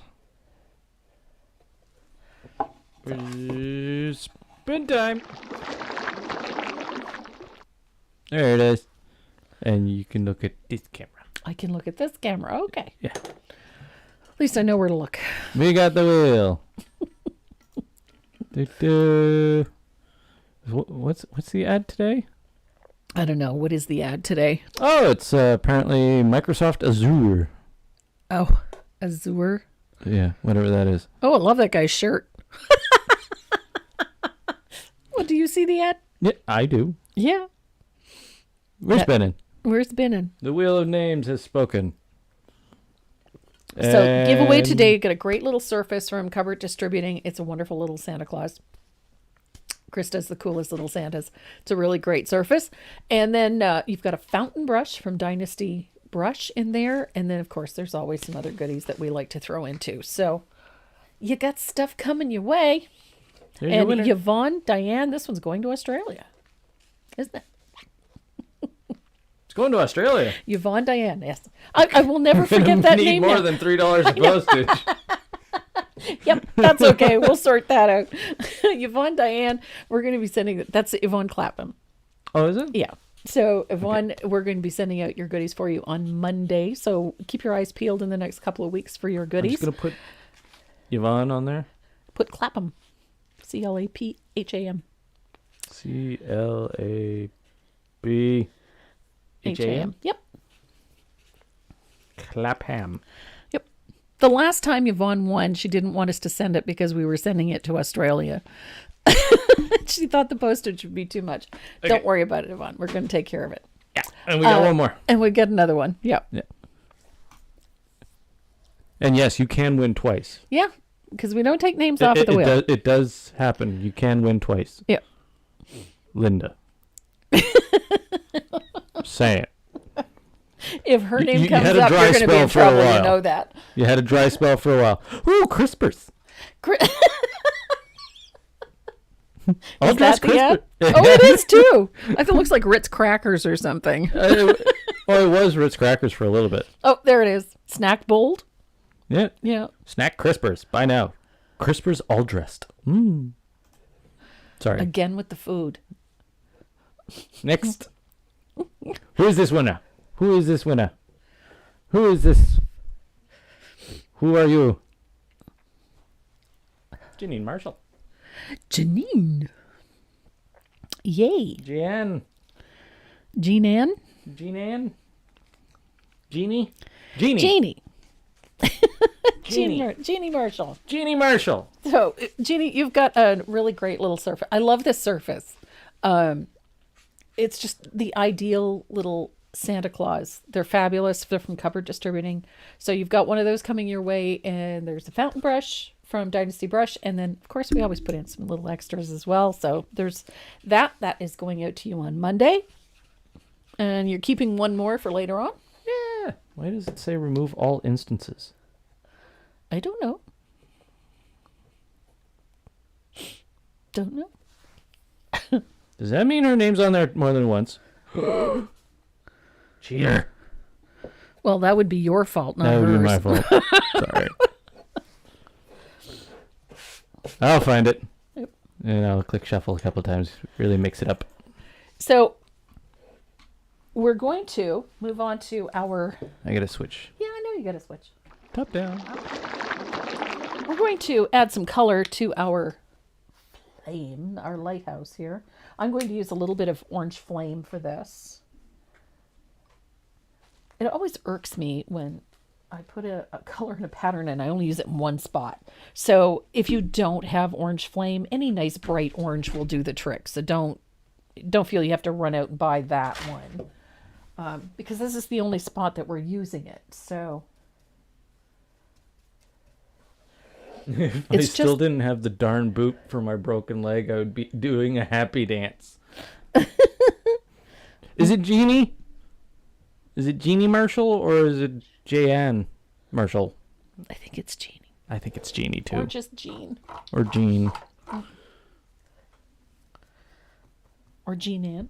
Jean Ann. No, it's not Jean Ann. Or Hyun. I don't know.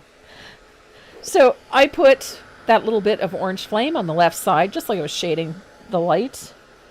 And I'm going to dry this real quick. And we're going to put a highlight on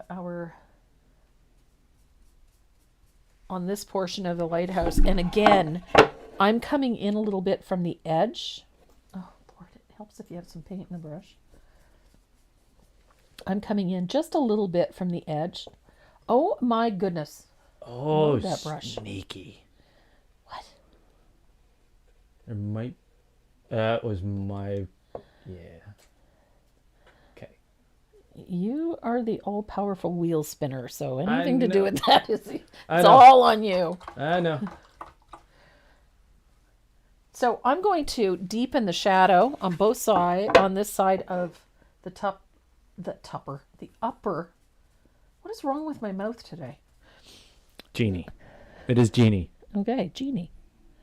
I'm going to put a little shadow on my lighthouse here, just a weak float of lamp black, and I'm going to do the same thing on this side. And again, I am coming in from the edge just a little bit, and I'm going to do the same thing on there. There we go. Darken this one too while I'm at it. I think she's won before. I think so. Yeah. That's okay. So the all instances was if you've won before, Yeah. It doesn't want you to it stay stays there? on my results page. Gotcha. So it's going, oh, yeah, you want to remove them all? No. No. I don't want to remove them off my results page. So this rail here is going to get a coat of... Words are hard. Words are hard. Yes. Some Thank you, days more than Sydney. others. Cindy. Yes. Yes, Sydney. Sydney? Cindy. Cindy. Are you okay? I'm not entirely sure. Nope, don't smell burnt toast. So Okay, you're good. we're good. Don't taste pennies either. Okay, so we've got our highlight in place on our lighthouse on the right hand side. We've got a highlight in place on the left, or shadow on the left. I've shaded the upper half, highlighted the upper half, and then I put in my guardrail with a stroke of that cobblestone just to give us a bit more. And now I'm going to show you a way to cheat doing all of these details, because these details drive me insane. And I'm always looking for another way to do these things because I find a lot of the time they're just difficult. So I'm going to break out my Identi-Pen for this because I like my Identi-Pen, but I'm going to make sure that that paint is nice and dry before I do this. And you can do this with your gel pen too. So if you're working with one of my gel pens, you can do this with that too. So don't be afraid to grab what's easier. You can do this with, your liner brush, your favorite liner brush. That's okay. I mean, don't feel that you have to do it this way. You don't. You can do it however you like. But a lot of these little details, and for me, it depends on the day. But a lot of these little details can be really difficult sometimes. And I don't want to. So I'm going to use my Identi-Pen for the purpose for which I enjoy using it. And that is to put in some of these little details on my lighthouse. And these are just fun. I liked using this particular pen for this. And I like this sort of wrought iron type look that you get with this.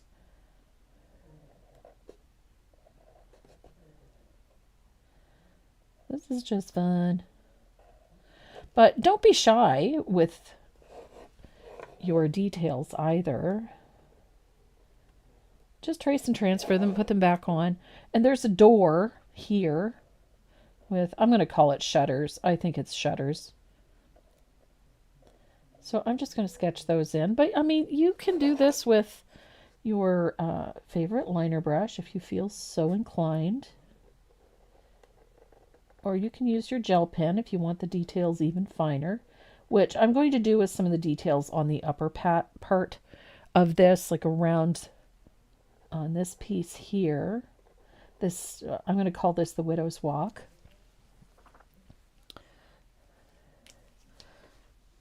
Because I like this part. But I like that you can come down here and you can put in all of these little details with your gel pen, or you can do it with this marvelous little Identi-Pen. I am going to grab my ruler though, because I'm a little concerned with how straight that line is going to be. There we go.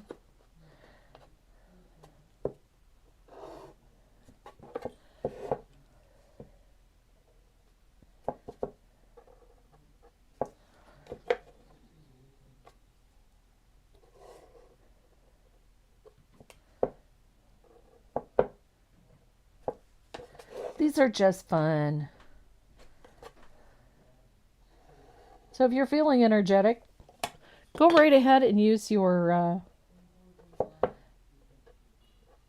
liner brush if you so choose.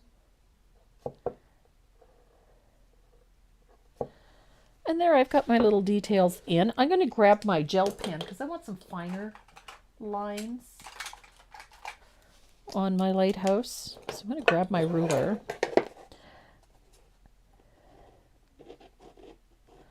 And I'm going to, oh my goodness, that one doesn't want to work. Of course it doesn't.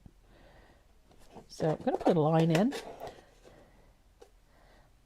Just to outline my light a little bit. And I'm going to do the same thing to establish the outer shape of the roof line. And there's some fun little details in the roof line. Don't be afraid to use that wonderful Identi-Pen to do your details in there. And then I'm going to use my ruler and my gel pen. Hopefully it'll work this time. I picked one up this morning and obviously I'd been using it for quite a while because there was nothing left in it. It was bone dry. There we go. And I'm going to create a guardrail here for that widow's walk around the actual lighthouse, like so.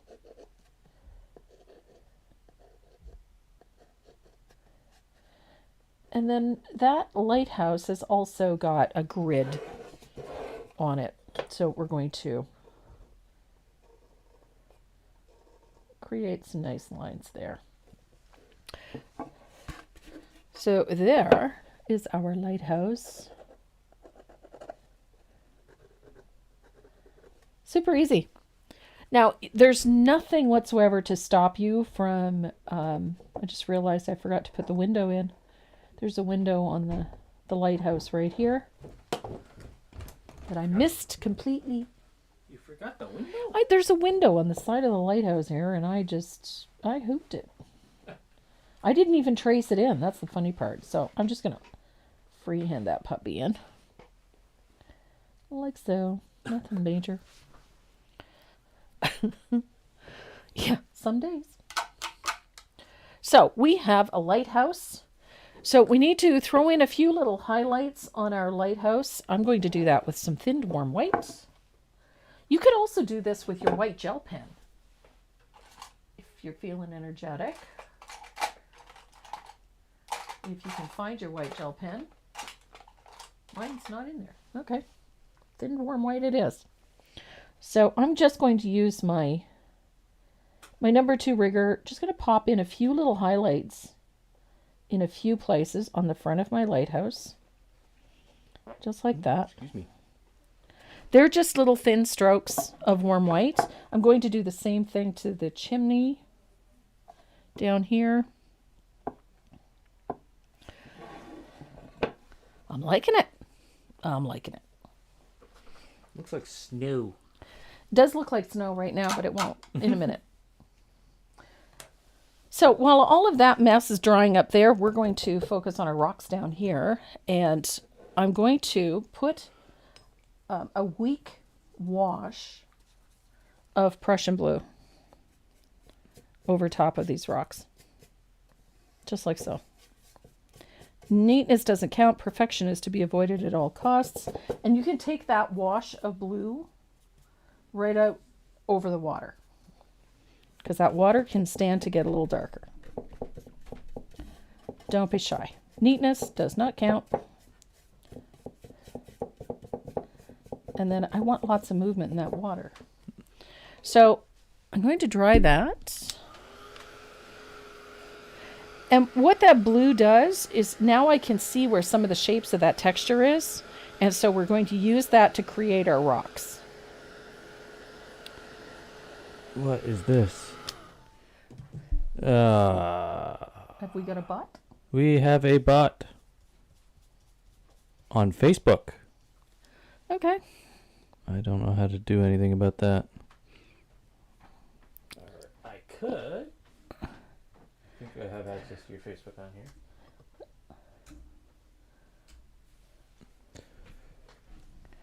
So I'm going to take a little bit of thin asphaltum now, and we're going to start shaping some rocks. And this is how I do that. There's a few little lines that show up on these rocks.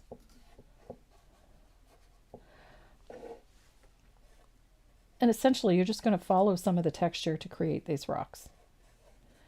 So I'll put it in. I didn't realize we had closed captioning on Facebook. Yeah, we do. And I just saw a very familiar name pop up in the Facebook feed. So I'm going to say hi to a very old and dear friend, Anna Marie Coleman. Hi, sweetie. Happy to see you on here. Oh, is she on there? Yeah, I just saw her name pop up.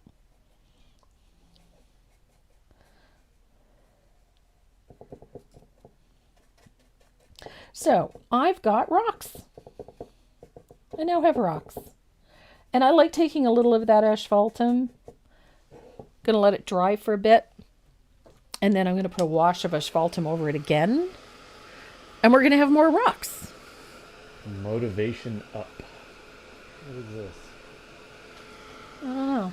But whoever he is, get rid of him. So again, I'm going to thin out a little asphaltum. And I'm going to deepen those rocks. Bam. So, as you can see, now my rocks are getting darker.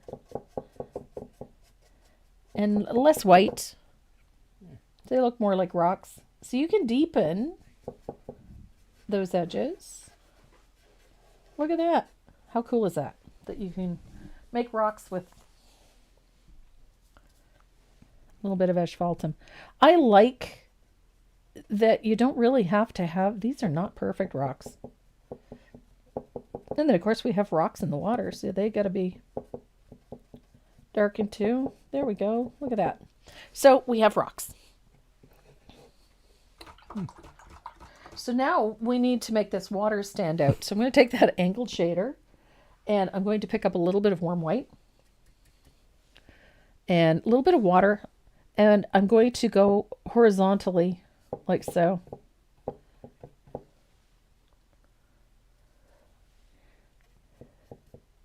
Boom. Waves. Just, a few little waves. Nothing, it doesn't matter if they're perfect or even, all that great. We're just putting a little bit of movement along there. And so you can make that a little brighter if you want to, anywhere along there. And if you feel it's not giving you what you want, don't be afraid to put a wash of Prussian blue over top of that and do it again. It's just going to give you more textures.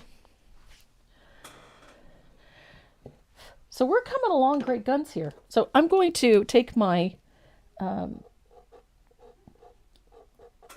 do you call this thing again? I keep wanting to call it, I don't know why. Identi-pen. Hello. What is it with me and this pen? I have a mental block. I can never remember the name of it. I had to read it in order to remember it. I don't know why that is. It looks like I missed a lot. Oh, Pat. Pat just joined us. Okay, so I'm going to dry this. And then we need to talk about some of this greenery down here. We're going to pop that greenery with a little highlight. Oh, I already blocked him. He's gone. Blocked, reported. And I'm going to grab that scruffy filbert that I had there. I'm going to pick up a little bit of matcha green. And I'm just going to stipple a few little highlights into that greenery. Just like that. If you don't have a, scruffy filbert brush, use a small deerfoot or any little scruffy brush will do the trick. It's just a little highlight, just popping in a little bit of that matcha green. Oh, is the Identi-pen like the Micron pen? No, an Identi-pen is not bothered by varnishes, etc. You can use this. It's not bothered by water either. Thicker tip too, isn't it? It's a double-ended. It's got a thick point on one end and a fine point on the other. Yeah. We have them on the website. Yeah. How big's the fine? It's actually pretty good. It's not as fine as my Uniball, but so you have a 1 millimeter tip and a 0.4 millimeter tip. Yeah. And this one's a 0.38. Yeah. So this one's a little thinner, but very little thinner. Yeah. But yeah, this is a great pen for this type of thing. So especially if you're having a day like I am today, where doing any fine detail work is just not going to happen without some help, this is the great one to do it with. So we have our little shack, the keeper's house. I'm going to put a little highlight on there because it needs one. A little highlight on the chimbley.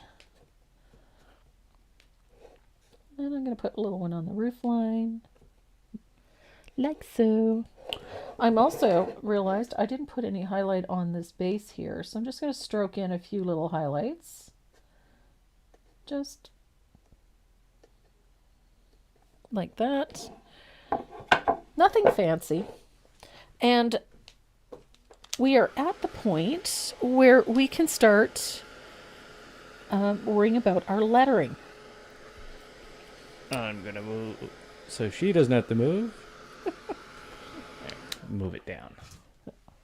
So we're going to, our lettering here, the word shine, we're going to use warm white for this.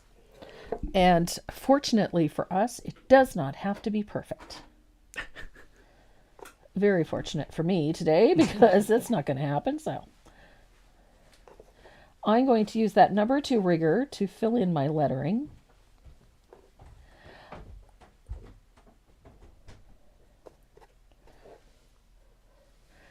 Just like so. And you may need to do it a couple of times. That's okay. I like filling in the bigger areas first. Like this. And I just paint up to the line. I don't. There we go. Goodness, I might actually get away with one coat. Might. So I'm going to do all of these vertical pieces, these larger open pieces first.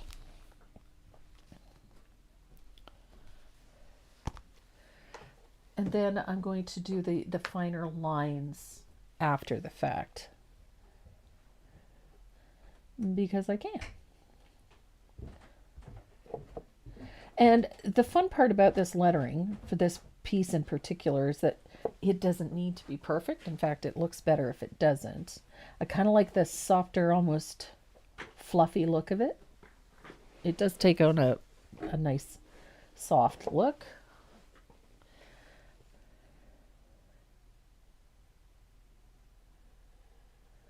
And remember, we didn't have to worry too much about the shading on this lettering because we were doing the lettering after the fact. It just makes things a little bit easier for you in the end.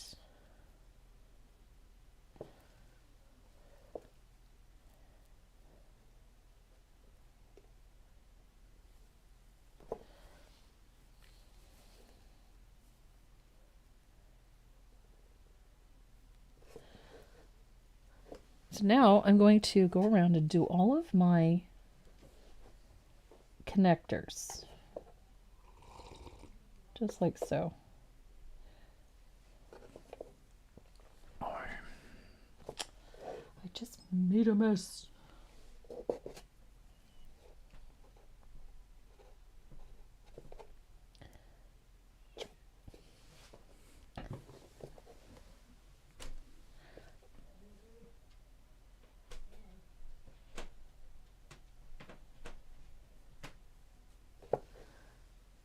So I like white lettering for this simply because it has there's a lightness to it. I think if I went with anything darker or another color, it just would have been heavy and it would have taken all the attention away from our lighthouse.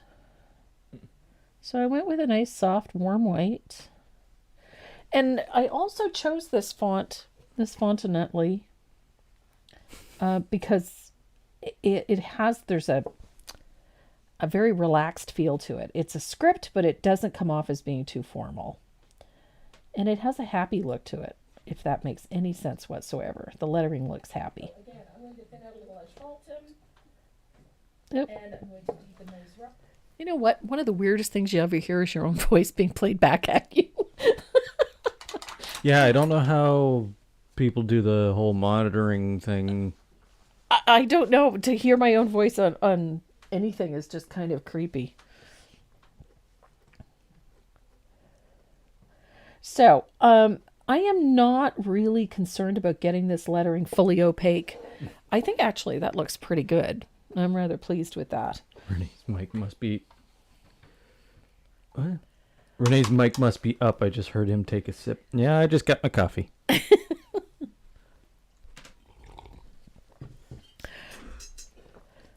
So I'm going to show you how I cheated for this top lettering. All this little lettering that was up here, I was having... my hands have really been bothering me this week. I've been having the devil's own time using a liner and using anything fine. So I resorted to using my ident pen. That's ridiculous that I can never remember the name of that pen. And I just literally cheated. She colored inside the lines. I colored inside the lines. So, you know what? Channel your inner 6-year-old and go to town with a ident pen. This 6-year-old never colored inside the lines. No. I got news for you. This 30-something never colors inside the lines either, so... The lines are merely a suggestion. Yeah, kind of like traffic lights. I've never... I wasn't talking about you. No, I have only ever blown through one traffic light. And I was on the motorcycle. Yep. We were going down Route 90 in Winnipeg. And I say we because I had a passenger. Yep. And she was not happy that not only did I blow through that red light, I lane split it. Uh-oh. I went between two cars because the person ahead of us decided to slam on the brakes because they just noticed the light turn red. Okay. And you And didn't have time. I didn't have time to stop with the passenger on, so I decided to go between the car that just stopped and the person who was already stopped and blow through the red light. And blow through the red light. Good for you. Well done, you. The only time I've ever seen your father go through a red light was the day the fire truck kind of gave us no option. Oh, and the... We were on Ness Avenue. Yes, on Ness. Yeah. And we almost got nailed because the fellow coming up Ness ignored the sirens. Mm. But it's all good. Everybody came out alive. So that was me cheating because my hands are sore this week, so I wasn't able to do the lettering as well as I would like. But now I'm going to let that dry. Do I still ride? Would love to. Yeah. Doesn't have a bike right now. Don't have a bike right now. I had to give up my other bike to, well, make ends meet. So. In future. In the future, I will definitely have another motorcycle. So I'm going to shade my lettering. I'm using a float of thinned Prussian blue. And it's a nice little U-shaped float just at the base of the letter. And if it's not perfect, that's okay. Because it doesn't need to be, first and foremost. And two, it's just to create a little texture at the base of these letters. So it's not, we're not looking for that meticulous, perfect float. because the meticulous perfect float would make these look a bit too polished, and we don't want that. These are supposed to have sort of a watery, rustic look, so they do. How fun is that? And then I'm just taking a little of that thinned Prussian, just using the point of the brush up onto that little swish. Jessica, my husband said I'm only allowed to run one red light a day. Only one. Only one?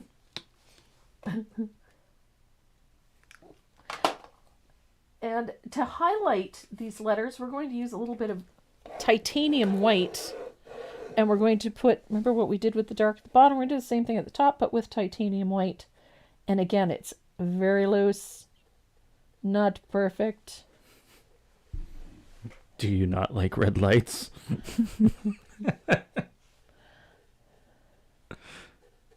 So the highlight goes at the top of the letter with a little bit of thinned titanium white.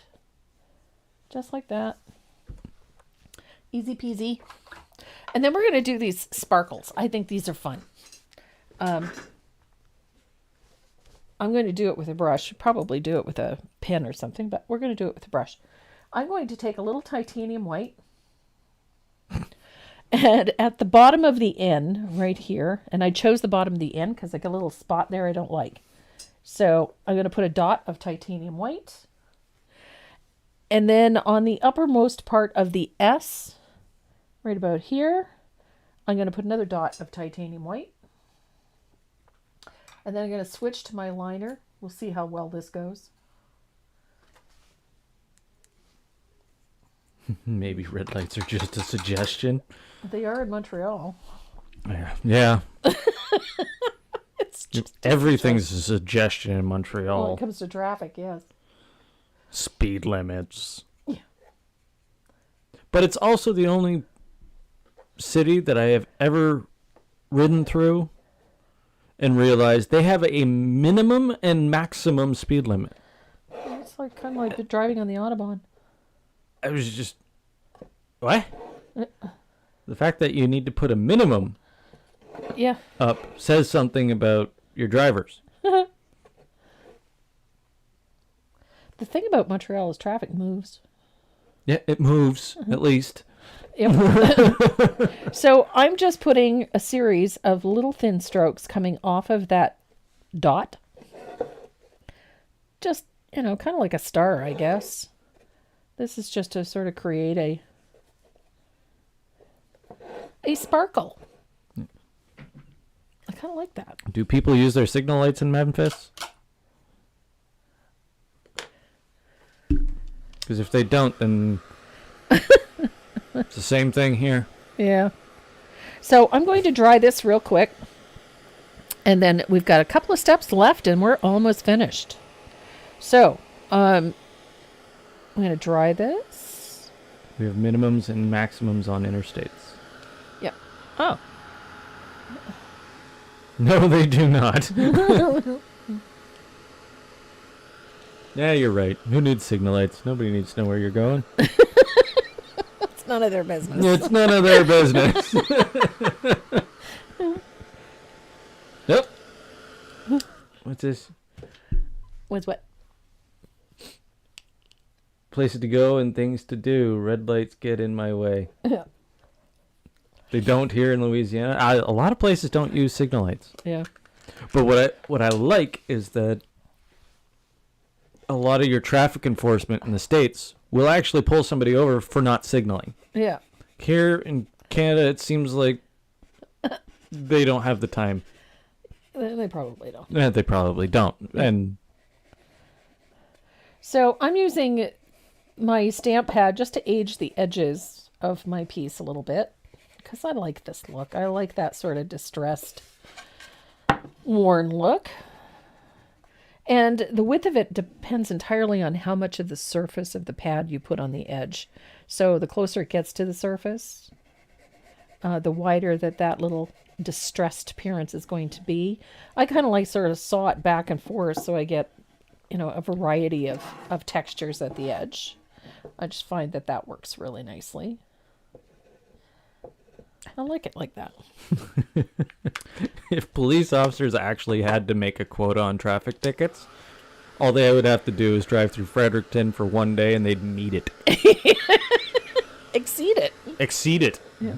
You know where they would get the most, though? Right on the corner of Regent and Prospect. Yep. Oh, and I think number 2 would probably be the intersection at Costco. Yes. Yeah. No signal lights, speeding. Yeah.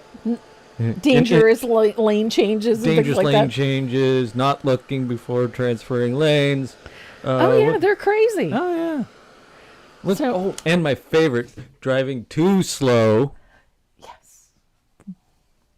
And not driving to conditions. Yeah. That's like 8 tickets right there. Yeah. So I want to deepen a couple of shadows here. Remember, over the light, I'm going to do the little shadows right over that bar of light because I want to lift those off that surface. So I'm just going to deepen that shadow a little bit.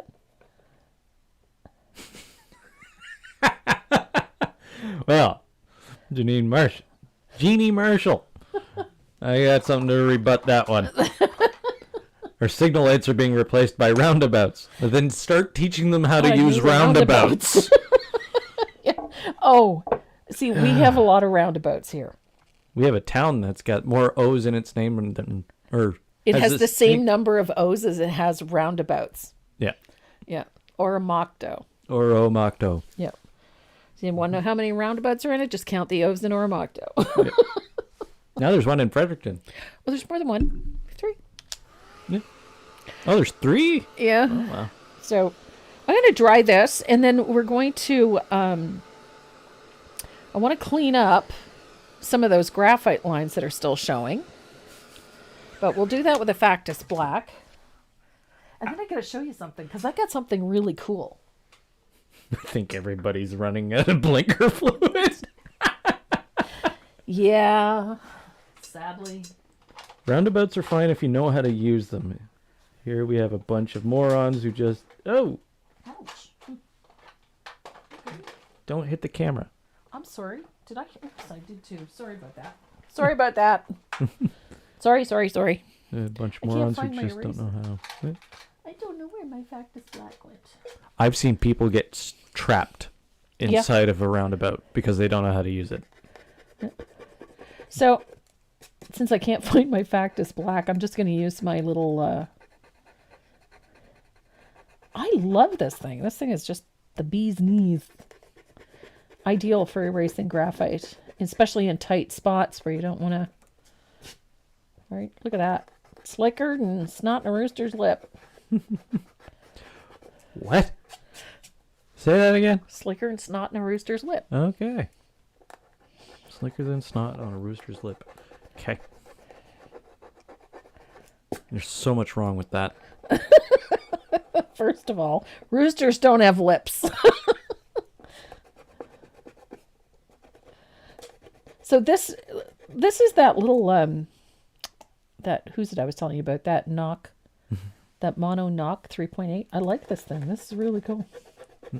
Is it? I've used it with line drawings. I never thought to use it on my surface, but hot damn. And it's not polishing the paint? It's not polishing the paint either, which is huge as far as I'm I concerned. think we found a new Factus. This thing is really cool. Well, I've been using these for a while for line drawings and whatnot because I can correct line drawings without, pulling off everything. Yeah. And I can get into some really tiny little details with it. I never thought to use it for graphite. I was looking for my Factus Black and thought, why not? Give it a go. See what happens. But look at this. Have you ever witnessed a traffic jam inside of a roundabout? Yes. Yeah. That is nightmare fuel. Even funnier, I witnessed somebody make a wrong turn into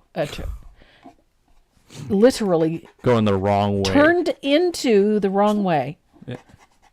I will say this though, they did signal. That's impressive. I don't know if it's impressive or frightening, but we need a book of Tracyisms? Tracyisms? I have a lot of Tracyisms. So many I've never heard of before. I can't always remember them. Tracy, you sound like you're from Arkansas. My grandmother, lifetime Arkansas, My mother had tons of funny sayings like that. Yeah, my mother had oodles of them. Oodles? Oodles. Oodles. Yeah. It sounds like you just add water and then you have noodles. So I got my graphite lines off. So now we're going to spatter this a little bit. I like using a little bit of warm white for this. I'm going to use my fugly brush. Oh, I thought you were going to use the Fandango. I could. But I'm going to use my fugly brush. I've just thinned out a little bit of warm white. I'm going to spatter everything with that. I was trying to avoid the whole get your nails dirty. Too late. I've had this manicure for about a week, and yeah. There's one day. I have one day where my nails are untouched and pristine. One day. Are the Facebook names included on the wheel? Yes, ma'am, they are. Yes, they are. There's currently 161 viewers, and I believe I have close to 178 names. And you have to spin for one of those right now. Right now? Yeah. Are we done? We are almost done. Are we done? Well, I've just done my spattering. We've done our aging. Clouds are done, birds are done, water's done, rocks are done. Fit to screen. There you go. I believe it's spin time. Oh, gross. What? Tracy's. Oh, yeah. Anything over here? We got Facebook. I got pulled over for driving in the fast lane on a desert highway and not another car in sight. Don't drive in the fast lane. It's not like you were in the way. What's the problem, officer? Roundabouts seem to be the in thing. Well, they are efficient. They're supposed to be efficient. Problem is, when you implement something like that, make sure the local population knows how to use them. Yep. Because if they don't know how to use them, then it's kind of redundant. Beautiful. Everybody happy? We're switching cameras. There we go. I forgot to tell them about these. I can switch cameras. No, you go ahead and do the spinny thing. We'll do the spinny thing. Yep. Okay. What's our ad right now? Create your own website with Wix.com. Oh, Lord. All right. 178 names. Wow. And spinning for the last prize. Yep. Who's it going to?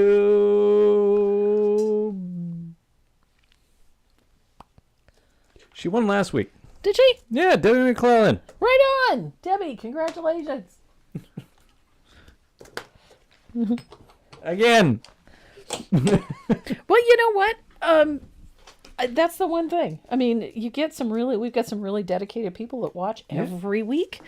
And the more often they watch, it stands to reason they're going to end up winning. You don't get put on this list if you don't say hi in chat. That's right.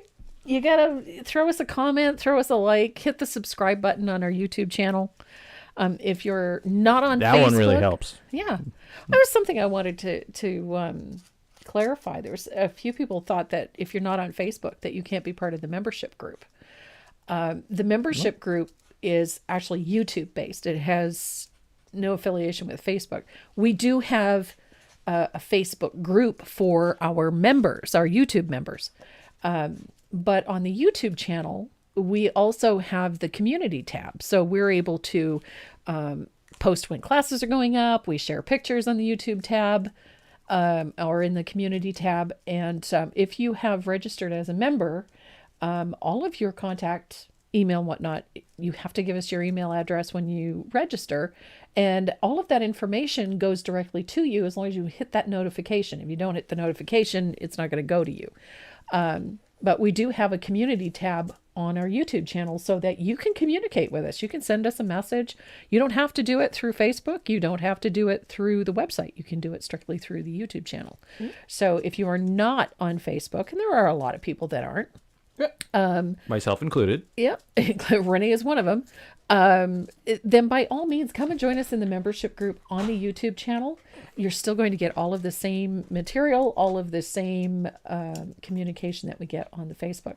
The Facebook group is a very active bunch. The ones that are the Facebook group, very active. They share pictures back and forth. They share the pieces that they're working on. And we do something similar through the YouTube channel. So we do have new videos that go up from time to time for our members. We are constantly posting in the paid membership section on my website for members so that they can download new stuff. Yeah. And to everybody, like all of my Facebook friends and people that have joined us on the website, that have become members on the website, and for people who have become members of our YouTube channel and part of our membership group, we have a new freebie going up for you tomorrow.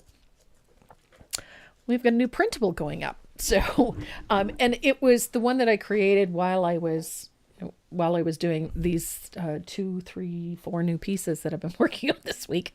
Thanks to all the great ideas that you guys sent me. So that was pretty cool. I wanted to show you something. When we ship out orders from the website, when we throw them into boxes and envelopes and whatnot, ship them out, there's always a little freebie in there. Sometimes it's usually a stencil. We usually have a little free stencil that goes out, but we try to put something else in there for you. It'll be a pen or a keychain or a pin or a button or whatever. There's always something that goes out because we appreciate you supporting us. And but I got something new that I think is really cool. My gal pal, Sandy McTeer, she found these, told me about them. I tried to find some locally, couldn't locate any. God love her. She's been ordering them for me and then shipping it to me with goodies and orders that I send down to her. So I got an order from her the other day. I know you're probably going to look at me and go, what the hell? I use nail files a lot instead of sanding sponges because the nail files are really easy to work with, especially when you're cleaning up edges, doing decoupage and whatnot. This is a small little nail file. It's got an emery board, emery paper on both sides, and it's soft. It's a foam sponge. It's really nice. Works like a hot damn when you're sanding edges on ornaments or sanding away paper. So these are the new freebies that will be going out in your orders when you place orders. So they'll probably still go with the stencil anyway, but these are awesome. So we've got all these great little sanding sponges. So if you're wondering what this is when it pops up in your order, that's what it is. It's a sander and it's meant to help you clean up edges, sand edges and whatnot. And I gotta tell you, works like a hot damn. I just love these things. So if you're placing orders on the website, one of these is going to find its way to you too. So that, what else? Anything else? I don't know. This was fun. I enjoyed painting this piece to start with, and then doing it again today was just a blast. And that I get to spend some time with you guys too. So it's not flowers. You know what I did forget? I forgot to put the stenciling over top. Lights are on. Nobody's home. In the original piece, I used that Harlequin stencil and a little bit of warm white just to add a little more movement, a little more texture, and a little more pattern to the piece. You can leave it out if you want to, because I'm liking this one and I haven't put it in. So, but this one also has a lot more of the original stencil design showing up in the background. So I don't really see it being necessary. Do these little sanders fit in the slot of a phone stand? No, they will not. But I will tell you, go to Walmart, get one of those inexpensive packages of emery boards. They're black, I think they are. And they fit neatly into that slot. Because that's why I bought them. Oh.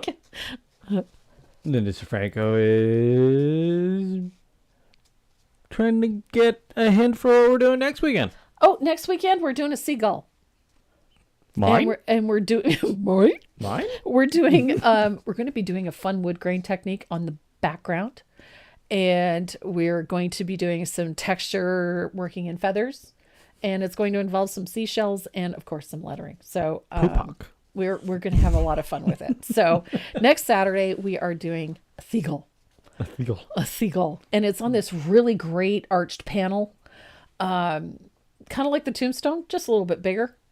But the pattern is going to have it sized down so that you'll have 2 sizes of that line drawing. So you'll be able to do it on a smaller surface if you choose to. So that pattern will be up more than likely tomorrow afternoon. I just have to finish off some touches on the final piece and upload the photos for the step-by-step, and the pattern will be ready for you guys. Most of the typing is already done. So we're going to be painting a seagull and seashells and doing a fun little wood grain to the background. So you're going to love this. It's really beachy, really fun, lots of great color. You're going to love it. And I love it. So, and I'm a beach person. Yeah. So you're going to love it. What else? Oh, and membership group.